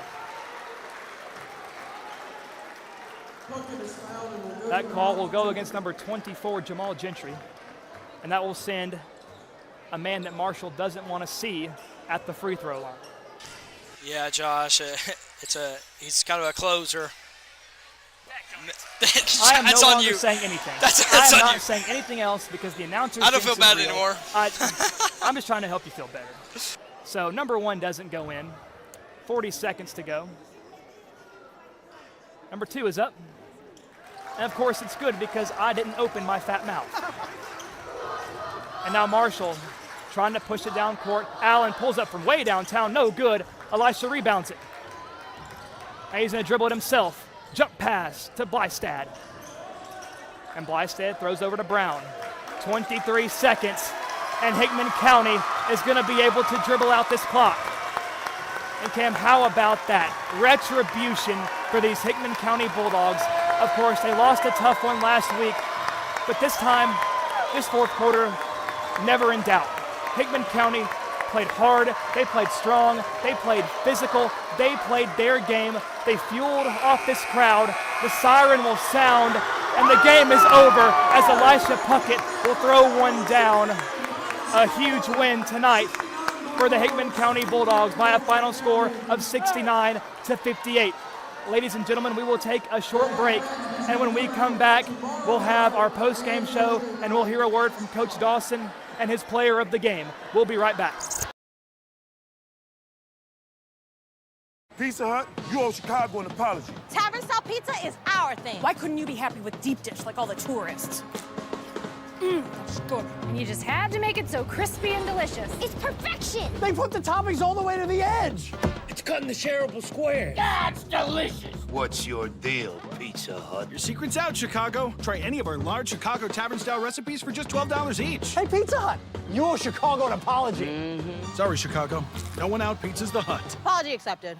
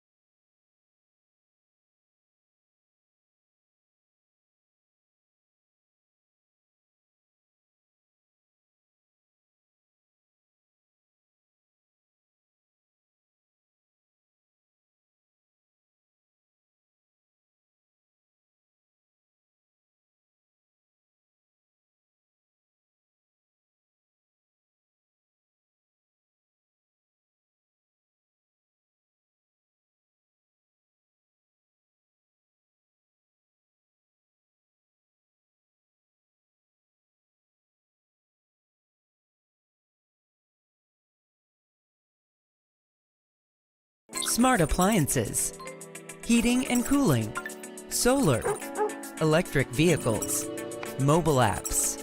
Energy impacts your life in many ways. It's our job to power the technology that brings comfort and value to your busy life. Your life, your way. So you're in the driver's seat. Let us help. Contact the energy pros at Meriwether Lewis Electric. And welcome back to WNKX, our post-game show. And Cam, there were a little bit of extracurriculars that took place at this game afterwards. A lot of jawing going back and forth between members of each fan base, and that really just goes to show how serious people take high school basketball, right? Yeah. It's competitive. Yeah, and Josh, the thing about high school basketball, and I get NBA's the same, college is the same, but even more so now, these are people's children, right? And when a parent or brother or just a sibling or uncle or anything feels like their child has been wronged, or whoever the member of their family has been wronged, obviously they're going to be upset, right? And I understand that, and I get that, but it's one of those, at the same time, you have to put it in perspective. It is just a high school basketball game, and people getting this, into it, I don't know if it's right on either side. Josh, you're fighting a battle that is being played on a floor, in reality, right? And so, but above that, I have to commend both teams on remaining calm and understanding, like, hey, the young men did very well tonight. There was a couple of times that they got fired up, but outside of those couple of times, they didn't have to get into it. There wasn't having anybody dividing anybody up. And great job there by those young men remaining calm and separating. And also, props to the ref, right? The refs. Did they call a great game? Not the best game. It wasn't the best game. But once it got down to where there was some chippiness and where there was something going on, they did a good job of calling all the fouls that could be possible to keep the fans calm. And on top of that, they did a great job of not giving out technicals to individual players necessarily, right? They had to give like a number 14, I understand, got pretty upset. I didn't necessarily see them flash a foul on him up on the board, but irregardless, I do commend the young men for not letting it escalate when, if they had listened to the crowd, it very well could have. Oh, absolutely, Cam. And I think we should give as much credit as we can to the officials. And I think, man, they do not have the most glorious job in the world. Right? They have to come into these gyms, do the very best that they can, and no matter what they decide, someone is going to leave this game angry at them. Right? So I respect the world of these officials, even though they may not be perfect. They may not make the best call every single time, but that's the nature of it. They're human, right? So I think they did a great job tonight keeping the situation from escalating any further and calling it pretty down the middle. But I want to look at these Hickman County Bulldogs, right? As far as their offensive performance tonight, I mean, Elisha Puckett, 25-plus points for him tonight. I mean, he wasn't just doing that from the three-point line. Most of his shots, as a matter of fact, were from inside the perimeter. Right, that lethal mid-range shot that he has, he made a few at the free throw line, and he still made a couple of threes on top of that. So it's an all-around fantastic offensive showcase for the young Elisha Puckett tonight. I mean, what can you say that hasn't already been said? Right, I had 25 on my stat sheet, and I am pretty sure it's not right because I got a little too into the game. I mean, incredible shot taker and shot maker. He's great at finding his spots, but more so than that, the incredible knowledge and talent and recognition to play at the pace of which he did, right? Something that talented high school basketball players do so often is play just out-athlete people, right? Most, you either see them be bigger than the opponent or faster than the opponent. Elisha tonight was not quicker than the opponent, right? But you know what he was? More intelligent, and he used that. He used that ability to recognize, hey, the only way I can beat this guy is pacing, right? I have to change his pace constantly. He has no idea what I'm going to go do. I'm the only one that knows, so I have to use that to my advantage. And he did a great job of that. And Cam, I want to add on to that point. You know, you said he might not be out-quickening the opponent, but he is, you know, beating them in the intelligence department. But what else is he doing out there that I saw? I mean, he looked like Josh Allen, right, of the Buffalo Bills, throwing the ball from floor to floor effortlessly. And I think while a lot of those passes didn't go well for the Bulldogs, a lot of them did, right? And those are those high-risk, high-reward plays that you take because if they work, not only are you getting more points on the board, but you know what you're doing? You're firing up your team. You're firing up that student section over there because they love seeing big plays. And big plays is how you get a crowd involved. When you get a crowd involved, they can really get into the head of that opposing team. And that's also a strength of being at home as well. Yeah, absolutely. And what is so impressive with that ability is, you know, when I believe it was my sophomore year, Loretta was playing here in the Christmas tournament. And a young man named Ryan Weathers was playing for Loretta. Now, Ryan went on to play MLB baseball, still is, and incredible pitcher, right? But when he was here, he was playing against Innsworth, I believe. Now, if you look at that floor, Loretta had no business playing that game. He proceeded to have 38 points and 12 assists, and 8 of those assists were baseball passes from across the floor. Right, and I'm not calling Elisha an MLB pitcher potential, but I am saying this. When someone has the ability to push the ball up the floor by passing, that's a game changer. Well, and Cam, I want to add on to that as well. I mean, both teams really were playing very aggressive defense. They were pressing a lot of the time, and I think how do you beat a press? You throw it over the guys pressing, right? And whenever you do throw it across the floor like Elisha was doing, you force them to start backing up and respecting that, right? And that opens up the easier passes underneath on your own side of the floor so you can set up, take your time going down across the midcourt line, and then set up your offense and play your game, right? It really is similar to football in that regard when, you know, you get teams to commit to one style of offense or the other, right? If you run the ball a lot up the middle, you force the safeties to come down and guard the run. And when that happens, run a play action and throw it deep over their heads. And that's exactly what we saw here tonight, just the opposite. Right? We saw Elisha throwing it deep. It pulled the defense, it would pull the defense back, and then they could set up and do their thing. So I think there's so many things that can that can benefit you from doing that while it might be a high-risk play. Yeah, Josh, and like I said, it's a total game changer. But even on top of that, what changed it is the fact that it was a pass, right? And many times we've talked about it. This Bulldogs offense at times has looked stagnant, inefficient at times, and just not playing at the tip-top shape, you know? And that comes from a reliance on dribbling and ISO play at times. You can get a little stagnant with that. The fact that they were just pushing the ball and pushing the ball and pushing the ball up the floor, that helped, right? And we see that, and I hope that they can recognize that and say, like, hey, as a team, we were sharing the ball exceptionally well tonight, and we beat a really, really good opponent. And so because of that, I think that hopefully we can see that continue and see that replicated throughout the rest of this season, because if they play like that, I mean, it's tough. Well, and Cam, right, I think Hickman County would see Marshall County as a curse that's been plaguing them, right? They have lost twice to this team last season, and they started off this season, their first road game of the year, with yet another loss to this tough Marshall County team. So I think after this great performance here tonight, I think Hickman County can breathe a huge sigh of relief, knowing that they can see Marshall County in their rearview mirror and know they're past them. They know they can beat them now. They know that next time they play, if they do meet later on down the road, they say, hey, we beat you guys by 11 points last time. We're confident in our ability, and they're going to go out here playing a completely different style of ball than what we saw a few weeks ago, and maybe even different than what we saw here tonight, because I mean, some people might look at this game and put an asterisk next to it, right? Because you were at home.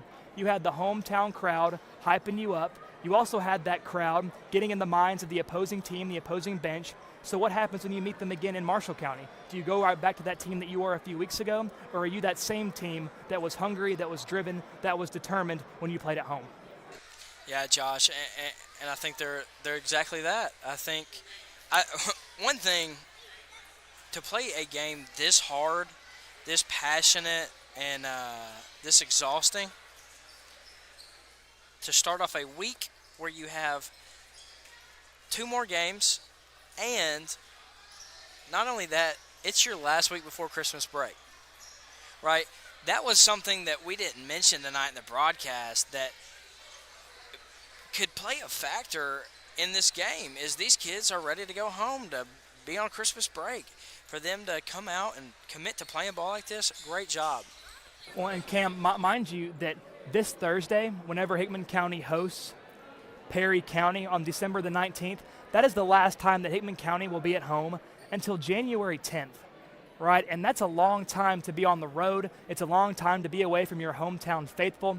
So I think tonight you need to accumulate as much momentum as you can when you're at home. That way you have a nice storage of it with you when you go on the road. So I'm looking forward to seeing how this home stint here affects the team going forward. And of course, I would argue that Marshall County is probably the toughest team Hickman will face this week. So I think if they can face a good Marshall County team and beat them handily by more than 10 points, I think that should give them all the confidence in the world to go against a team like Waverly, against a team like Perry County. But what you can't do if you're Hickman County, you can't be lazy, right? You can't think, oh, we beat Marshall County. You can't look down at your opponent, and you can't play down to their level. If Hickman County shows up playing like they did tonight, they'll beat anybody. But if they play like they did against Marshall County when we were at Marshall County these next few games, things won't go so well for the Bulldogs. Yeah, it doesn't matter if there's a lack of talent from those other teams or not.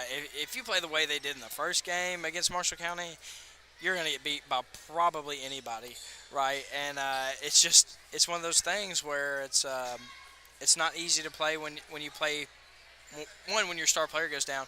But and that's another thing to mention, Josh, is that in this first matchup, Elisha Puckett played, I want to say, 8 to 10 minutes max. And, I mean, look at the stat sheet. I mean, he's a difference maker. He's the difference maker, one would argue. And so, huge game from him tonight. And but one thing I wanted to touch on is the masterful performance by Mr. McKinnon. just absolutely monster on the defensive end, on the glass. In every situation he had a chance to make a play, he did, and he made the right one. Oh, yeah, Tyler McKinnon, he played probably not only his toughest ball, but his smartest ball. Right, he played with a very high IQ tonight, and I would attribute a lot of this team's success tonight to him. And it goes back to what we were saying earlier in the broadcast, that this game became a coaching match between Coach Dawson and Coach King, right? When do you play your big man? When do you pull him out? And I think Coach Dawson would have been comfortable riding McKinnon for the entirety of this game, right? All 24 minutes, I think he would have been totally fine with leaving McKinnon out there because of his production, because of his effort on defense, because of his ability to get offensive boards, when that was really one of the key downfalls of this team when we went to Marshall County, right? And it goes back to what you said earlier about Hickman County was getting out athletic, right? I don't even know if that's the right wording to use, but we'll go with it. Same zip code. Same zip code. So, you know, you have teams that are so athletic, they can jump, they can run so fast, and, you know, it's hard to get those offensive boards even when you have the size, but it's not when you actually choose to use it, right? So McKinnon chose to use his size, and size defeated speed here tonight. And I'm looking down here, Cam, as well at the stat sheet, and really there were a lot of guys that got involved here tonight. A man that we were pleading with to get back on track was Will McDonald. And he did just that tonight. I think he made some clutch shots. He made a three-pointer earlier in the game. He made a couple of free throws. He made several two-point layups there, some mid-range, and he finished the night with 11 points, right? Which in Will's mind, he's a competitor. He might not be content with 11 points. He's going to be upset that he didn't get 30. But when you think about the production, the role he played tonight, he did exactly what he needed to do to help this team win. Yeah, Josh, and I spoke to him after the Columbia Academy game and the Fairview game, and it was one of those, he recognized that he wasn't as aggressive as he should have been. He just wasn't, pushing himself as he should. And tonight, I think he truly did step out of his shell with confidence and balled out. And you can't ask more of the kid. He played so well. Yes, he made a few silly turnovers, but guess what? One, they're high school kids. Two, turnovers happen. So. Well, and Cam, Will McDonald is a young man that carries himself with an air of confidence about him outside of the gymnasium, right? He has a bit of swagger to him. But what people don't realize is you can be the most confident person in the world outside of this gymnasium, but that can all change when you step on the floor, right? Sports can take a toll on your mental health, right? Because you miss one shot and think, well, now I'm not good enough. I've lost my touch. I bring the team down. I don't help them at all. I bring nothing to the court. And there's a possibility that a lot of these guys go through that mental lapse throughout the season, right? Because everyone goes through slumps in every sport. And Will, it looks like he is starting to get back on track, find that confidence, and transferring that swagger that he has all the time outside of the gym back into the gym. And Dylan Qualls tonight, he wasn't putting up as many points as we're accustomed to seeing from Dylan Qualls, but he was a great support player tonight. Think of how many times he was there to help out Elisha when Elisha had no one to pass to and he was being double-teamed. So, Cam, what do you think about Dylan's role here tonight, and how did he affect the team in this victory? Defense, Josh. I think he had 4 backside blocks and then 2 or 3 blocks as the primary defender. He ended the night with at least 6. And when you have a night where you as a team, a high school basketball team, mind you, that had 10, 12 blocks, absolutely monstrous, dude. And for Dylan to have as many as he had, yes, he is important on offense. But for as important as he is on offense, what he did on defense tonight made the difference. Oh, I agree, Cam. And, if you're Marshall County, if you're game planning for the Bulldogs, our number one big is no secret, right? We know Tyler McKinnon being 6'6", he is the main body underneath. But then when you game plan for McKinnon and then you have a guy who is as monstrous on defense standing at 6'4" like Dylan Qualls, you think, oh, wait, we didn't think about this guy who's running us down, blocking us like LeBron James. So, that just throws a wrench into the game plans of any coach when you're trying to prepare for this Bulldog team. Yeah, Josh, and you got 2 different types of big athletes there. One is Dylan is very vertically gifted, right? He can jump through the gym. Tyler, on the other hand, I mean, just a physical specimen, right? A 6'6", big-bodied guy that can get down there and be physical with the best of them if he wants to. And those two combine for a diabolical defense. Absolutely, Cam. And what I was thinking about as well as I looked down this sheet is that Tim Puckett, right, he didn't get any points tonight. Definitely not as many as he got against Fairview, right? He put up 17 against Fairview compared to his none tonight. But what I did notice is that he was getting some solid minutes out there, right? He earned that spot. He showed Coach Dawson that he can play with any team and hang, right? When it's crunch time, when the score is tight, Tim said, Coach, you can put me in. So I appreciated the minutes he got here tonight. And ladies and gentlemen, we are about to be joined by Coach Dawson, and we'll be getting his thoughts on the game. And Cam, I think we need to give Coach Dawson a lot of credit, right? I mean, he kept his guys calm, cool, and collected when all that chaos was going down. And I think it was that leadership ability of Coach Dawson that pushed them over the finish line here tonight. Yeah, Josh, when you have a coach, and now there's all kinds of different coaches in this world. Coach Dawson is a absolute motivator. He's a guy that gets his guys ready to play off of pure motivation alone. And as he forgot he had to do the interview. Classic Coach Dawson. But anyway, great job, great performance tonight by him. And you can't say enough about the coaching job. And we are joined by Coach Dawson, who was rightly so celebrating with his guys, of course, after a huge victory. Now, Coach Dawson, we really appreciate you taking the time to join us here tonight. I know emotions ran high, but we think you did just an excellent job at being a leader out there for those guys. Now, we saw the altercations that were going on. Now, you as a coach, I mean, how do you keep your guys calm and settled down during a time like that? Well, you just got to talk to them and kind of remind them of the situation. In that type of moment, like we've got a 10-point lead when all that stuff went down. It is imperative in that situation that we maintain our composure and understand that they're just getting frustrated. They're frustrated because they didn't expect to come in here and get beat tonight. I thought it was just a little dust up. It wasn't anything major. They had a couple people run onto the court. I didn't really even see all of it. It got pretty chaotic. But we really tried in that moment to gather everyone and just kind of restore order, understand what our job was for the last couple of minutes, and I'm really proud of how our guys executed down the stretch.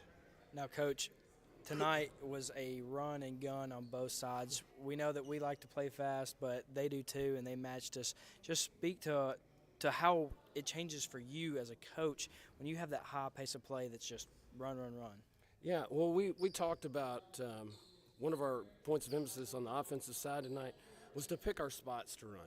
We didn't want to really get into a track meet with them because that's how they like to play. Now, we can play that way, but we wanted to pick our spots. But, when the press is that aggressive and they get that heavy on the front end, they leave a lot of stuff in the back end, and it almost forced us, and we got a ton of easy buckets off of it. But it almost forced us to play at pace. I think our zone slowed it down a little bit when we got back, as long as we didn't let them get anything in transition. But we like to go fast, but there are teams like that like to go faster than we do. So we have to, like I said, we have to kind of control it a little bit. Yeah, and a big part of tonight, especially when y'all switched to that zone, Tyler McKinnon was huge there in the middle. Just speak to his performance, especially on the boards. Hey, last two games, he is starting to show what he is capable of. That's what I told someone a minute ago, they're like, hey, y'all played great tonight. I'm like, that's what we're capable of. Now, we're not going to play that great every night, but that's what we're capable of. And we're getting better. Tyler coming off a serious knee injury. He had surgery in February, so he's still, just 10 months removed from major knee surgery. So we've kind of had a plan. We were going to bring him along slowly. We've really monitored his minutes. We played him a little more tonight than we have been. And Colin Seal has been great coming off the bench and spelling him. Colin's probably been the most pleasant surprise on our team this year. He's been fantastic. He dominated the first half of the JV game. Probably would have dominated the second if we let him play. But Tyler's he's going to continue to get healthier, and I think it's a mental thing. As he gets more comfortable on that knee, we're going to see more from him. But how good was Elisha Puckett tonight? Oh, my God. Incredible. Unbelievable. I thought everyone played well. Tyler was great. Elisha played really well. Charlie Blystad. made some big plays for us in some key moments. Will made some big plays. Dylan made some big plays. Braden Brown. So it was a full team effort. I'm really proud of our guys tonight. Well, it's always nice to have that depth, Coach Dawson. You have so many guys that can be such impactful playmakers, and we appreciate you for taking time to join us here tonight to allow us to interview you. Once again, we congratulate you on a huge win tonight, and I'm sure you're looking forward to another one tomorrow as we host Waverly. So we'll see you then, Coach. Coach Dawson, everybody, always a pleasure to talk to, very wise. But we are now joined, ladies and gentlemen, by Coach Dawson's hand-selected player of the game. We are joined by none other than Will McDonald. Will, thank you for joining us here tonight, and it was a big night for you. But the first thing I want to ask you is that I know the last few games you seem to lack a little bit of confidence. I know you weren't scoring as much as you'd like to, so tonight you come in, you score 11, you make some huge shots. I saw you on the floor. You were fired up so often here tonight. So what does the performance tonight do for you and your confidence in yourself? Well, it really helps me and the team. We all come together, and when we come together, we do really good. Well, Will, you know, I have to ask you this question. Now, we've talked after the CA game, right? And I told you need to shoot more. Then we talked after the Fairview game, and I told you need to shoot more. And then tonight you shot more. You just want to talk about how I'm right? No. But that being said, though, Will, you did have a great performance. Can you just speak to the prep that Coach Dawson put y'all through for games like this and how he helps y'all along? Yeah, so sometimes he is really hard, but sometimes it's over the top, sometimes it's not, depending on how the day is for him. But he's really on our butts about it.